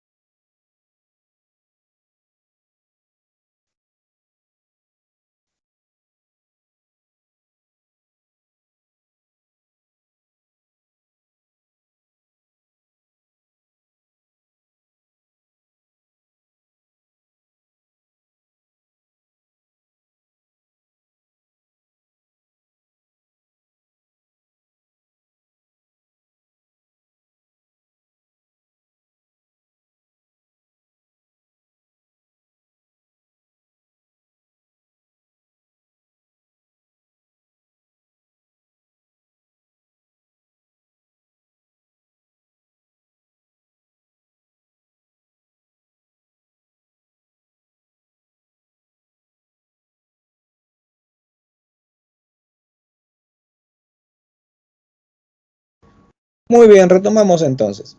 Vamos con literatura ya entrando en el siglo XX y vamos a enfocarnos en el vanguardismo. ¿Está bien? El vanguardismo sabemos que aparece en Europa antes y después de la Primera Guerra Mundial. En el momento posterior a la Primera Guerra Mundial, el vanguardismo se expande más, inclusive llega a Perú. Aparecen los sismos de vanguardia, por ejemplo, aquí en Perú se desarrollaron 3 sismos de vanguardia principalmente, el futurismo, el cubismo y el surrealismo, ¿no? Esos 3 se desarrollaron en nuestro país, ¿ok? Voy a hacer una raya más bonita, ¿ya? Ya está. Esos 3 se desarrollaron en nuestro país. El dadaísmo, el creacionismo, el ultraísmo no, ¿ya? Ya sabes que el espíritu de la vanguardia es rebelde e iconoclasta. Rechazó todo precedente histórico, buscó un más allá inexplorado. Algunas características del vanguardismo, por ejemplo, se opone al modernismo y se aleja del realismo, ¿no? Eso es importante.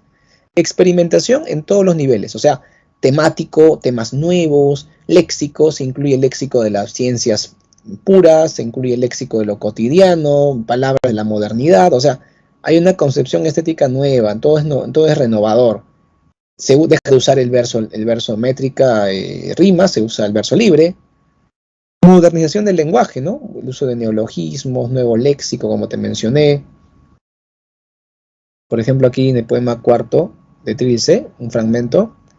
Tendíme en son de tercera parte, mas la tarde, ¿qué la vamos a hacer? Se anilla en mi cabeza furiosamente, a no querer dosificarme en madre. Son los anillos.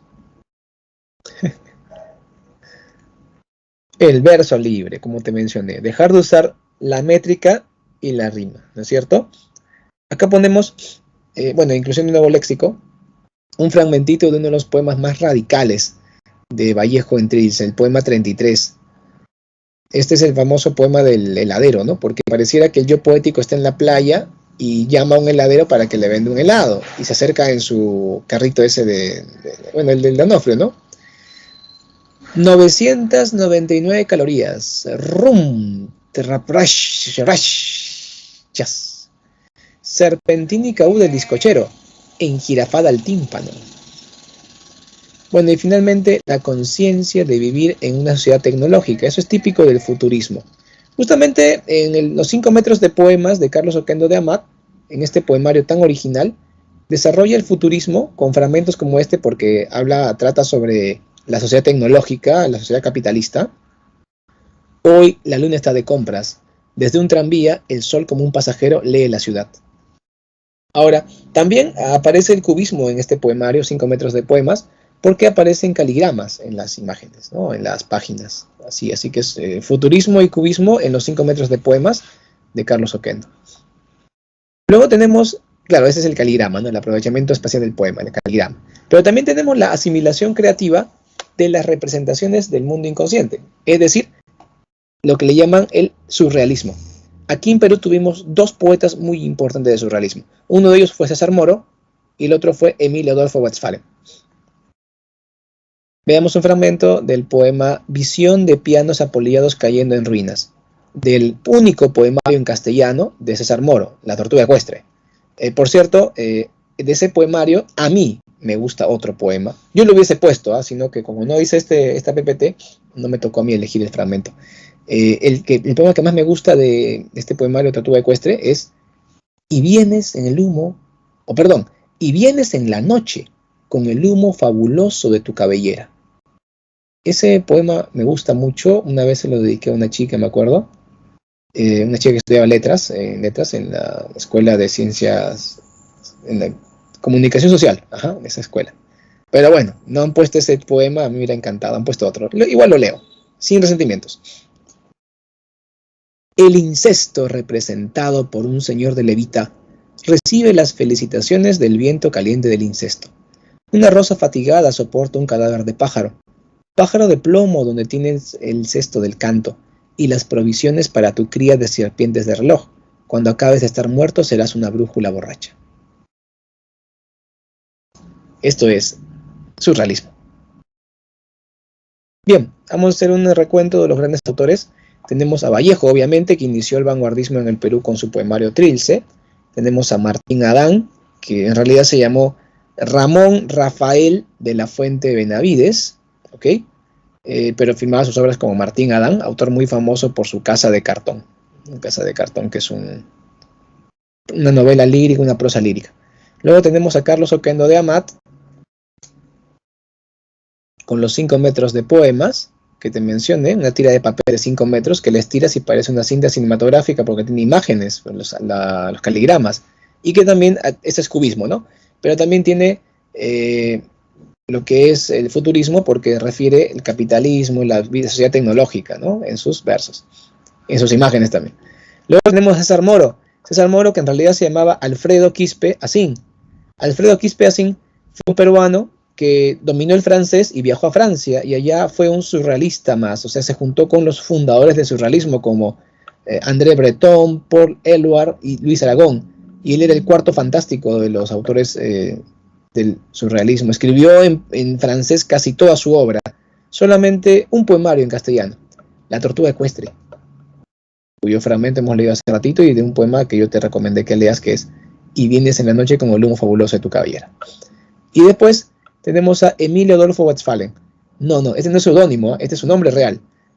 Familia de origen alemán, aunque la familia emigró de Cajamarca, él era limeño de nacimiento, ¿ya? O sea, eran cajamarquinos de origen alemán, pero él nació en Lima.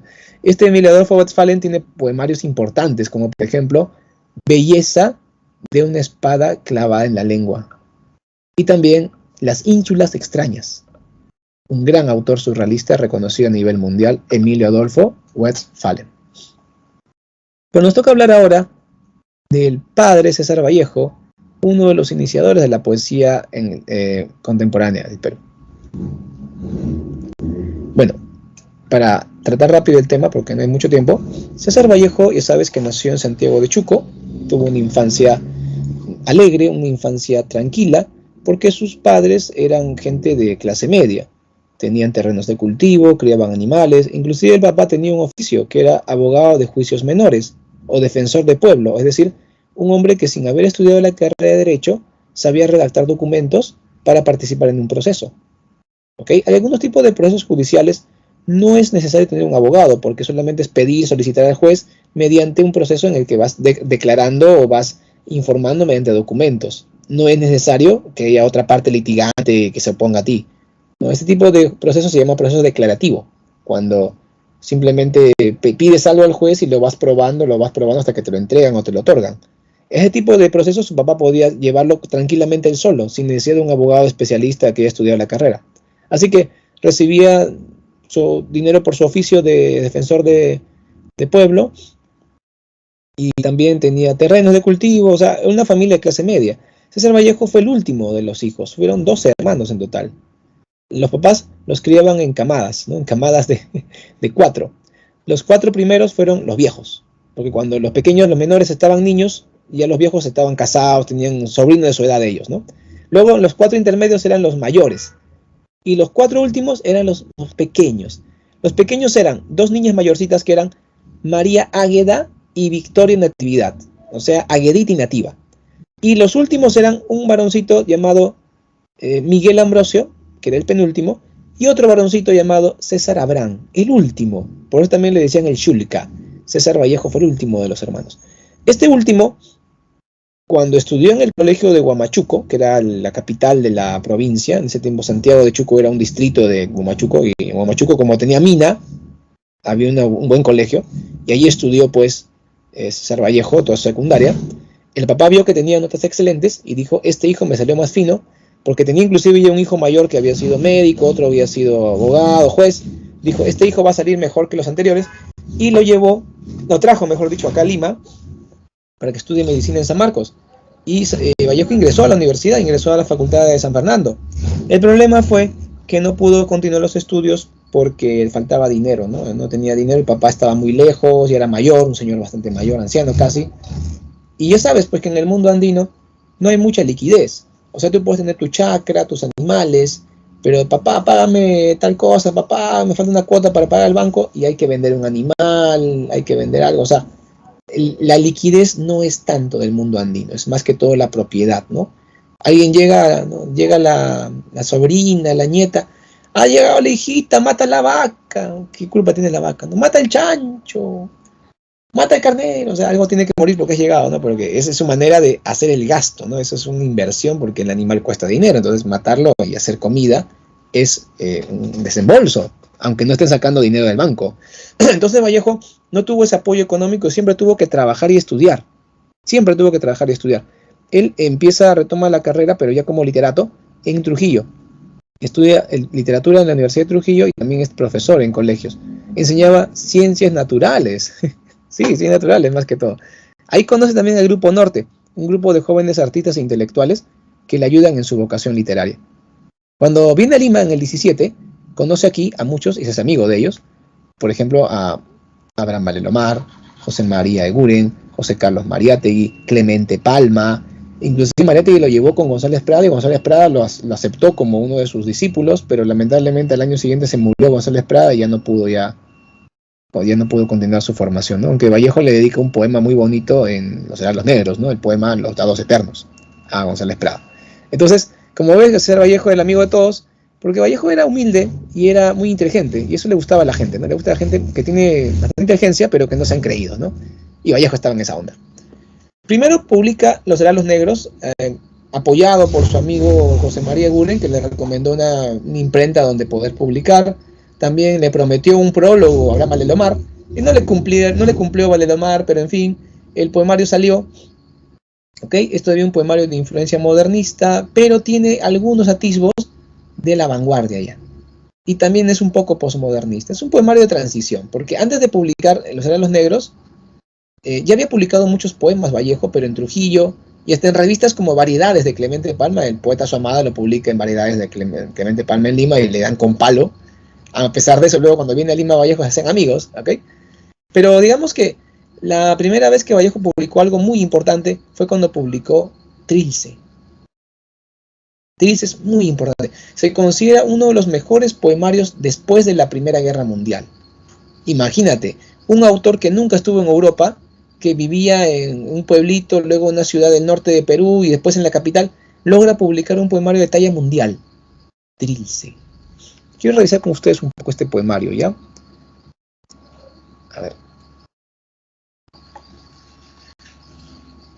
Ya lo tengo. Vamos a compartir pantalla, alumnos.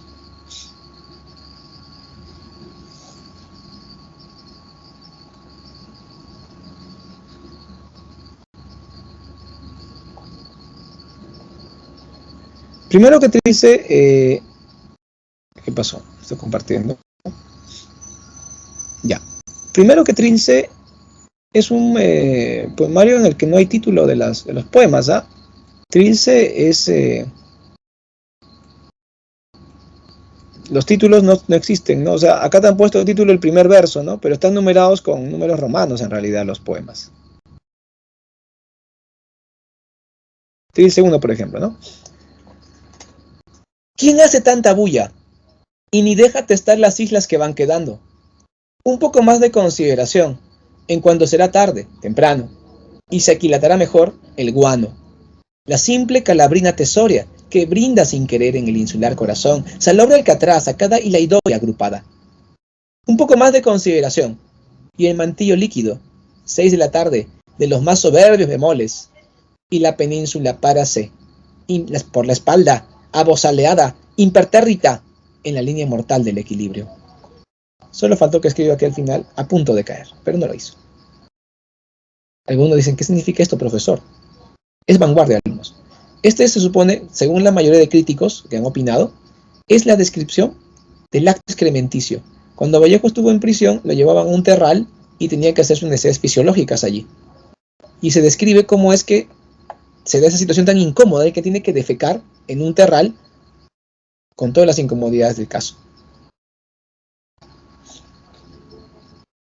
Acá tenemos otro poema, el poema 2, donde él se queja de la monotonía del encierro, de las 4 paredes que lo rodean en prisión. Tiempo, tiempo.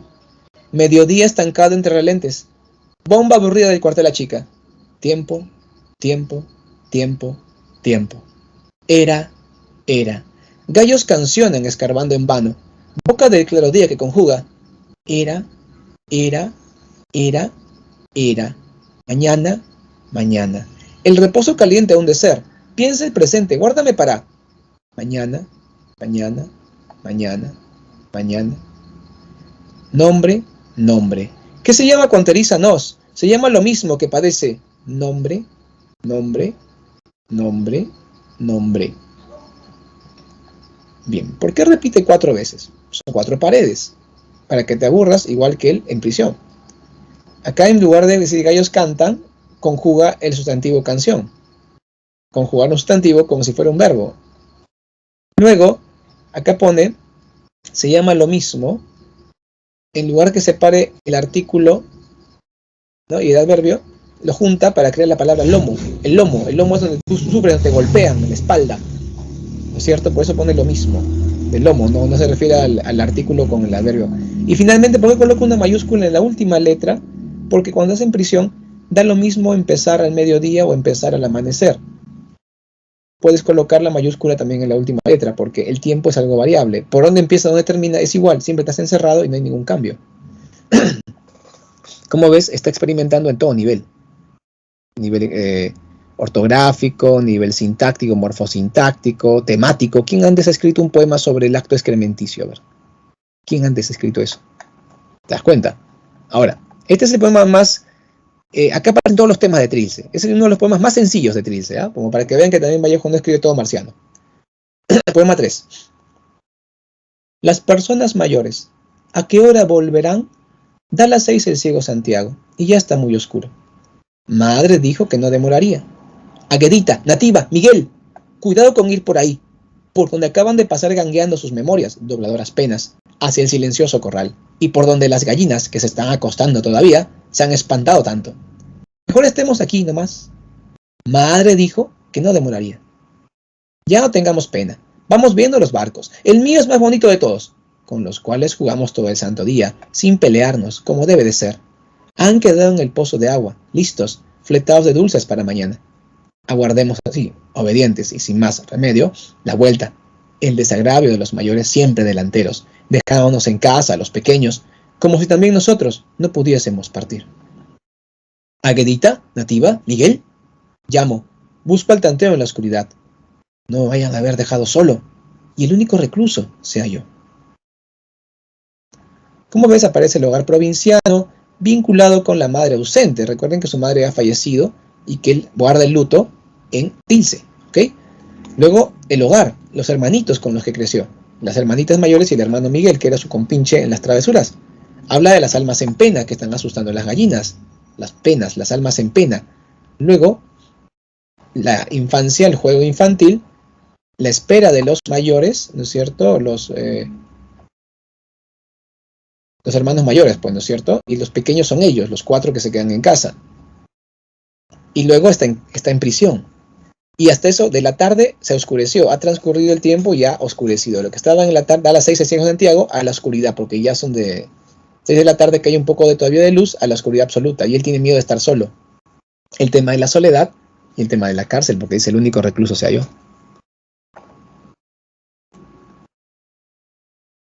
A veces tenemos que leer, alumnos, este poemario. Si no leemos el poemario, no entendemos la poesía de Vallejo. A ver, volvemos a la diapositiva. Entonces ahora van a entender mucho mejor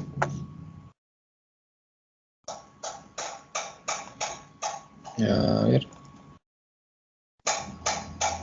cuando les diga, ¿no es cierto? La poesía vanguardista en Trilce se observa un quiebre de la sintaxis convencional. Uy, ¿qué pasó? Creo que te has dado cuenta, ¿no es cierto? Emplea una ortografía caprichosa. Eso lo hemos visto también. Recurre a la experimentación lingüística y la ampliación del léxico poético. Claro, utiliza palabras de diversas áreas. Temas: la cárcel, la soledad, la muerte, el tiempo, la ausencia de la madre y el hogar provinciano. Obviamente ya lo comprobamos. Muy bien. Este poema ya lo leímos, alumnos, ¿eh? Ya lo leímos, el poema Trilce 2. Es uno de los poemas iniciales del poemario. No se puede acceder. Tenemos foto. Ah, ya, ok. Ahí tienes. Ahora sí. Gracias. Poesía del compromiso político. Vallejo en el 23, un año después de haber publicado Trilce, se va a Europa. Se fue por varios motivos. El más famoso y práctico fue para evitar volver a prisión. No porque fuera culpable y se escapó de su culpabilidad, cuidado, ¿eh? Nunca se le probó los cargos, pero para investigarlo querían meterlo a prisión otra vez y él no quiso. Parece que la primera vez que estuvo no le gustó mucho y bueno, había ahí unos traumas, ¿no? Y no quería volver.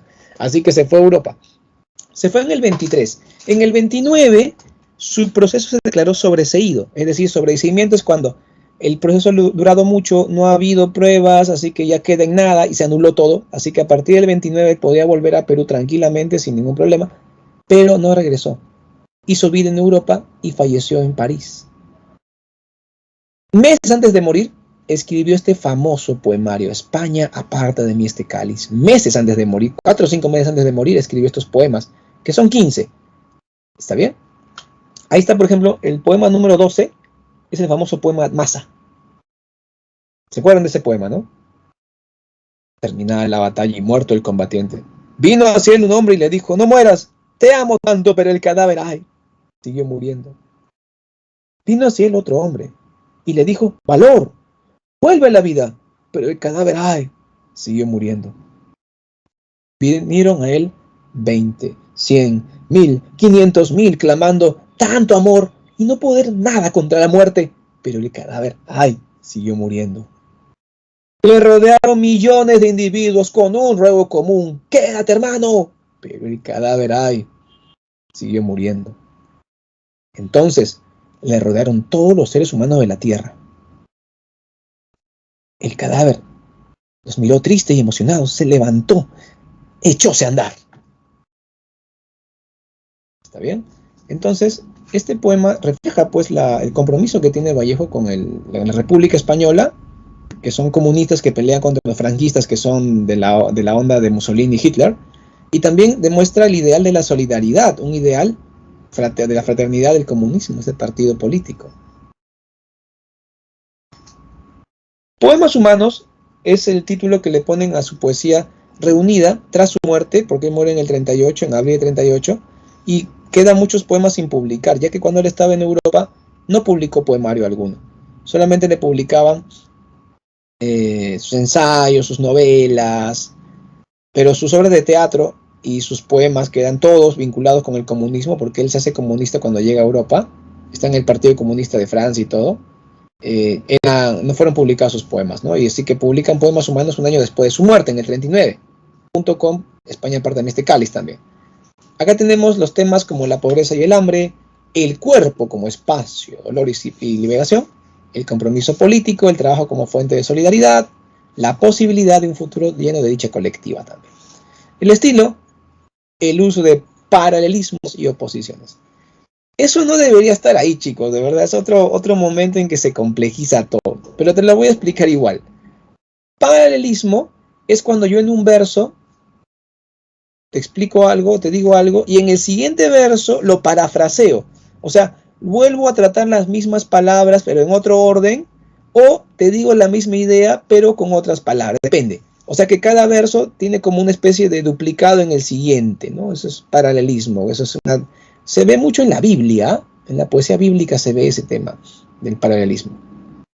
Las oposiciones es cuando hay contradicción. Por ejemplo, bienaventurado aquel que tiene chinches. Bienaventurado el que tiene zapato con hueco bajo la lluvia. Bienaventurado aquel que no tiene un pan que comer. Eso es la oposición.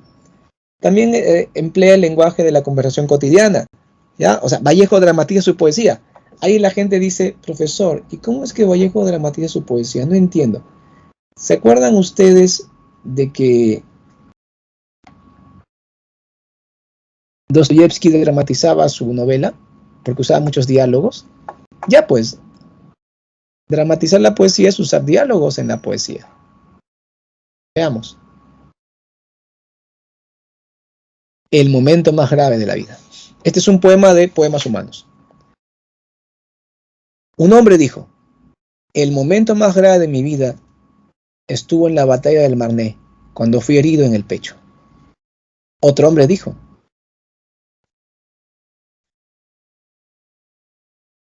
el cual salvé milagrosamente, refugiado bajo el alero de una tienda de lacas. Y otro hombre dijo, el momento más grave de mi vida acontece cuando duermo de día. Y otro dijo, el momento más grave de mi vida ha estado en mi mayor soledad. Y otro dijo, el momento más grave de mi vida fue mi prisión en una cárcel del Perú. Y otro dijo, el momento más grave de mi vida es el haber sorprendido de perfil a mi padre. Y el último hombre dijo, el momento más grave de mi vida no ha llegado todavía. ¿Ven? Ese poema es una conversación. Eso es dramatizar la poesía. Convertir tu poesía en diálogo. Usar el lenguaje de la conversación cotidiana en tu obra. ¿Ya? Muy bien. ¿Alguna pregunta, jóvenes, hasta aquí sobre la poesía de Vallejo? Vamos a ver, o sea, ahí usa la dramatización o la conversación, o ambos. ¿Cómo dices? ¿Repite? O sea, está usando ahí la dramatización de la poesía o la conversación entre las personas, o sea, o ambos, usa, un poco de ambos. No, la dramatización. La dramatización consiste en utilizar el diálogo dentro de un poema. Igual que Dostoyevsky, que le daba mucho peso al diálogo dentro de su novela, dramatiza su novela. Igual Vallejo, al usar mucho los diálogos o el sentido dialógico en su poema, dramatiza su poesía. El sentido dramático no está en el que da pena o que es la Rosa de Guadalupe. No, eso no. El sentido de dramatizar significa usar los diálogos. Es que se capten el sentido diferente, ¿no? Porque la gente es un drama de la vida real, es un drama, eso es mentira, es una tragedia de la vida real, porque los periodistas no saben hablar, ¿ya? Así que no se hagas caso, ¿ya? Así que ahora sí, dramatizar es usar diálogos en la novela o en la poesía, porque se supone que es un recurso muy importante en el género dramático. En la novela también puede aparecer el diálogo normal, pero cuando lo utilizan demasiado, tiene una gran trascendencia el diálogo, como en la novela de Dostoyevsky, Crimen y Castigo, ahí se dice que ha dramatizado su novela. Y Vallejo dramatiza su poesía, ¿ok? A eso se refiere a dramatizar.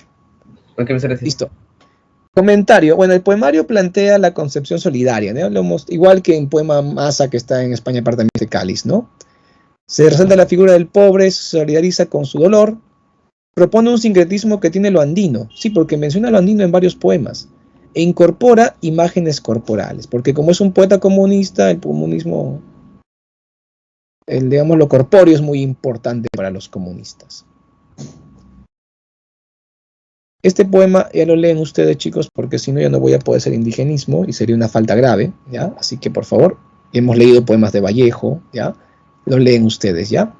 Listo. Poema Considerando en frío e imparcialmente. También les recomiendo leer mucho el poema Los Nueve Monstruos. Los Nueve Monstruos también pueden leer, que también está en Poemas Humanos.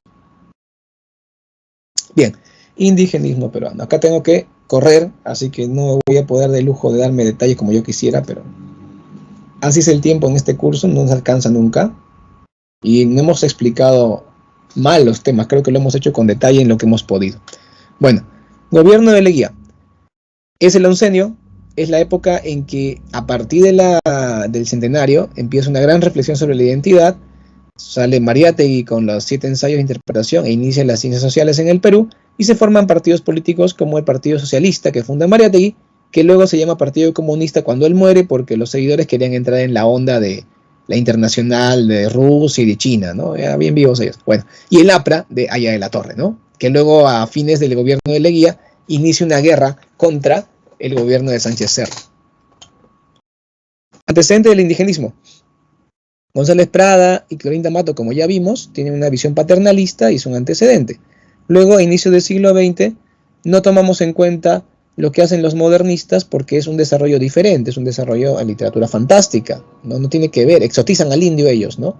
En cambio, González Prada y Clorinda Mato son paternalistas, presentan al indio tal cual. José Carlos Mariátegui también propone un acercamiento más realista, pero vinculado con la mirada teórica del marxismo. Pero no conoce el quechua, no sabe la cosmovisión andina, es limitado. Igual Enrique López Alújar es el primero que hace en Cuentos Andinos una visión parcializada, ¿no? Porque se enfoca en la violencia del mundo andino. Claro que refleja el mundo andino tal cual es, pero solamente la parte de la violencia y la delincuencia, así que es limitado lo que propone. No conocen la intimidad del hombre andino, algo que sí ocurre con Ciro Alegría Bazán y José María Arguedas Altamirano. Primero vamos con el mundo Sancho y ajeno. Ciro Alegría, creo que ya sabemos su biografía, ¿no es cierto? Nació en Lima, bueno, perdón, que estoy hablando. Nació en Marcabal Grande, ceja de selva de la Libertad, ¿ya? O sea que Vallejo nació en la sierra, Ciro Alegría nació en la ceja de selva de la Libertad, y Maju Mantilla nació en la costa, no en Trujillo, en fin, bueno. Entonces, Ciro Alegría, hijo de hacendados, nieto de hacendados, de clase económica pudiente, ingresa a la Universidad de Trujillo y se vuelve aprista, participa en la guerra civil del Lapra contra el ejército, luego, de que es perdonado ahí, vuelve a entrar a una conjura aprista para sacar a Sánchez Cerro y ahí lo destierran del Perú. Hizo carrera como literato y periodista en Chile. Ganó concurso de novela con La Serpiente de Oro, novela notoria, y también con Los Perros Hambrientos. Pero luego participó en el concurso latinoamericano de novela y ganó el primer lugar con El mundo Sancho y ajeno. Esa novela es extraordinaria. Este concurso lo ganó participando por Chile. No podía participar por Perú porque estaba proscrito. Y los chilenos vieron que era su mejor opción para ganar. Y a pesar de que era peruano, representó a Chile. Imagínate que era tan bueno que los chilenos decidieron que un peruano los represente. Eso ya es decir que era demasiado bueno, para que te des cuenta lo importante de este escritor. Que los chilenos permitan eso, tiene que haber mucha calidad. Y hasta ellos no podían tapar el sol con un dedo. Ok, El mundo Sancho y ajeno ya sabemos, chicos, ¿no? Que es una novela de carácter de denuncia, un sistema opresor, temas entre la lucha por la tierra, el feudalismo gamonal representado por Álvaro Amenábar, y el mundo andino con la reciprocidad de la comunidad andina representada por Rumi, ¿no? Esta comunidad andina, Rumi, tiene a Rosendo Maki como su primer gran líder que representa la tradición popular, la sabiduría popular, junto con Nasha Shuro, que es la hechicera, la bruja de la comunidad que trata de vencer a Álvaro Amenábar y fracasa en su intento. A la muerte de Maki, Benito Castro empieza a liderar y él trae la modernidad, porque el Estado en Lima se ha educado y lleva ideas de modernidad a su pueblo. Perdón. En cambio, en la hacienda de Humay tenemos gente que sirve a Álvaro Amenábar, que son corrompidos por él, como Bixmar Ruiz, que era el abogado de la comunidad, y termina en su bando. Al final la comunidad, luego de perder su tierra por segunda vez, decide pelear al mando de Benito Castro, porque con Maki no habían peleado porque Maki era pacifista. Benito Castro dice, si nos quitan la tierra, nos quitan la vida, vamos a defender nuestra vida, y mueren acribillados por el ejército peruano que viene a repeler una rebelión. Temas secundarios, la justicia al servicio de los gamonales, la corrupción de los funcionarios, y también la comunidad como espacio de fraternidad, la sabiduría popular. Esta novela, a pesar de que ganó un premio importante en Estados Unidos, no se publicó en Perú hasta 20 años después, cuando el autor volvió a Perú, porque como había muchas insurrecciones populares en ese tiempo en la sierra, y porque el autor era un aprista proscrito, no se favoreció. Pero si tú querías leerla en ese tiempo, te traía la edición de México, de Chile, de Estados Unidos, de España, y lo podías leer, pero era un poco caro y no era muy masivo. Cuando llegó Ciro Alegría de vuelta, ya estaba perdonado de la Acción Popular, y se sacó una edición grande que vendió miles de ejemplares en pocas semanas. Eso fue increíble, todo el mundo quería leer en edición popular El mundo Sancho y ajeno, un clásico en nuestras letras. Bien, chicos, vamos ahora con José María Arguedas y Los ríos profundos. De Arguedas sabemos que nació en Andahuaylas, ¿no es cierto? Y que se formó en San Marcos, que fue un etnólogo, musicólogo, recopilador de relatos orales, también docente de colegio y trabajador del Ministerio de Cultura de la época. También fue catedrático universitario en la Universidad Agraria de La Molina. ¿Okay?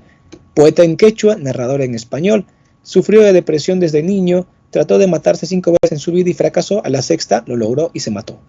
¿Okay? Los ríos profundos es su obra más famosa. Pertenece ya al neoindigenismo, es decir, al indigenismo influenciado ya por la nueva narrativa hispanoamericana. Por eso le utilizan lo real maravilloso en su obra. Ahí tenemos el argumento de su novela Los ríos profundos. Una novela muy bonita que espero que hayan leído. El adolescente Ernesto de 14 es el protagonista. Él llega a Cusco con su padre, conoce al viejo, que es un hacendado muy malo, pero luego va a Abancay. En Abancay tiene que estar en el colegio internado religioso porque su padre se va a trabajar a Chalhuanca, una ciudad cercana, a unos días a caballo. El colegio es un mundo de violencia y marginación, pero dentro del colegio conoce el zumbayu, que es un trompo, un juguete típico de Abancay, que es un trompo con punta de madera en vez de metal, y que cuando baila tiene colores muy llamativos y tiene un sonido porque tiene agujeros que le hacen tener una sonoridad, y representa la armonía, la magia del mundo andino. Se lo regala a su amigo Andero, hijo de hacendados. Finalmente conoce la hacienda Patibamba, quiere hacerse amigo con los indios colos, que son los explotados, pero son indios muy huraños, que a pesar de que les hablen quechua, les habla bonito, no le hacen caso, porque son gente desconfiada. Más bien él conoce las chicherías después. Ahí está contento porque hay música, hay un ambiente fraterno, hay gente de todo el mundo andino que trae sus costumbres. Es el barrio alegre, donde hay restaurantes y venden chicha de jora, que es la cerveza de la época, ¿ok? Allí empieza la rebelión de las chicheras, que por la sal, ¿no es cierto? Ernesto apoya, pero luego son derrotados por el ejército, y luego llega la peste. Muere mucha gente, Ernesto pasa por la cuarentena porque estuvo en contacto con una enferma, ¿no? La Marcelina, que muere de tifoidea. Luego el padre director se entera de que Ernesto es sobrino de Manuel Jesús, su amigo Manuel Jesús, que es un poderoso hacendado, que es el viejo que conoció al inicio en el Cusco. Con esa excusa, Ernesto le dice al padre, padre, yo voy a la hacienda de mi tío Manuel Jesús, bueno, lo detesta el tío, pero dice mi tío para salvarse, voy a esperarlo ahí a mi papá, deme permiso. Y el padre dice, sí, anda hijito nomás, que mi amigo le manda mis saludos. Lo que quiere Ernesto es evadirse. Él se va del colegio y va a buscar a su padre a Chalhuanca, va a caminar hasta allá. Él tiene la idea de que la enfermedad de la tifoidea será derrotada de la peste por los colonos, que han tomado la ciudad de Abancay por asalto y obligan al padre a hacer misa para vencer la enfermedad. Tú vas a decir, profe, qué ignorancia, la enfermedad no se vence así. En la mirada andina, la tifoidea es como un monstruo que hay que vencer, hay que derrotar. Con rezos lo van a expulsar y por el río se irá al lugar de la muerte y la enfermedad, la selva. Ernesto, confiado en ese triunfo, se va a buscar a su padre y termina los ríos profundos. Tema central de identificación con el mundo andino. El chico se identifica con el mundo andino, no con el ejército, la iglesia, que educa mal, que reprime a los que pelean por la justicia. Se identifica con el mundo andino, que es armonioso, lleno de música, color y la naturaleza también. ¿Ok? Esta novela es muy bonita, muy lírica. Les recomiendo leerla cuando puedan. Bien, chicos, como ven, nunca hay tiempo. Acá estamos. Si tienen dudas, tal vez sí, de hecho pueden tenerlas. En el multichat les van a ayudar, chicos. Ahí les dejo las claves. ¿Usted cree que va a venir en cine también el Río Profundos? Normal va a venir, como cualquier obra que te puede venir, ¿no? Como Discurso en el Politeama. Acá en la Presa Marcos, obviamente que probablemente va con cariño, ¿no? Pero en el examen general lo van a tomar con cualquier obra más. Así que no te preocupes tanto. Lo lees si te gusta, unas páginas te recomiendo, pero no como obra de profundidad como antes estaba planteada. Bien, chicos, me despido. Hasta luego.